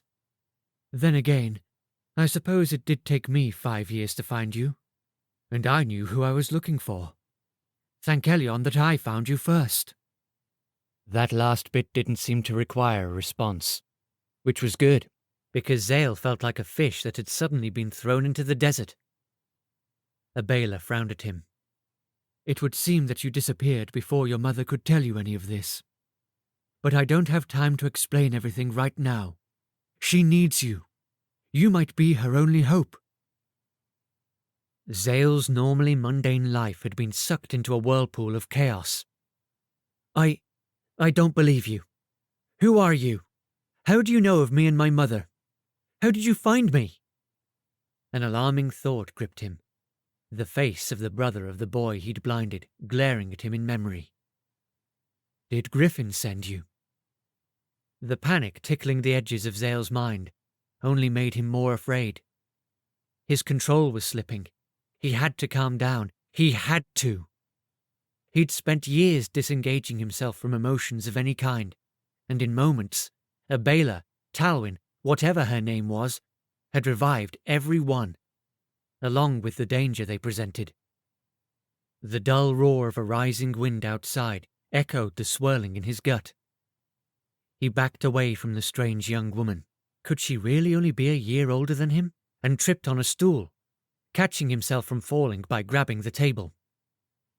Thunder boomed outside, and the water in the tank began to boil. When he pulled his hands from the wood, His blackened fingerprints were seared into it. Abela rolled her eyes. "Oh, for the love of Elion, not again."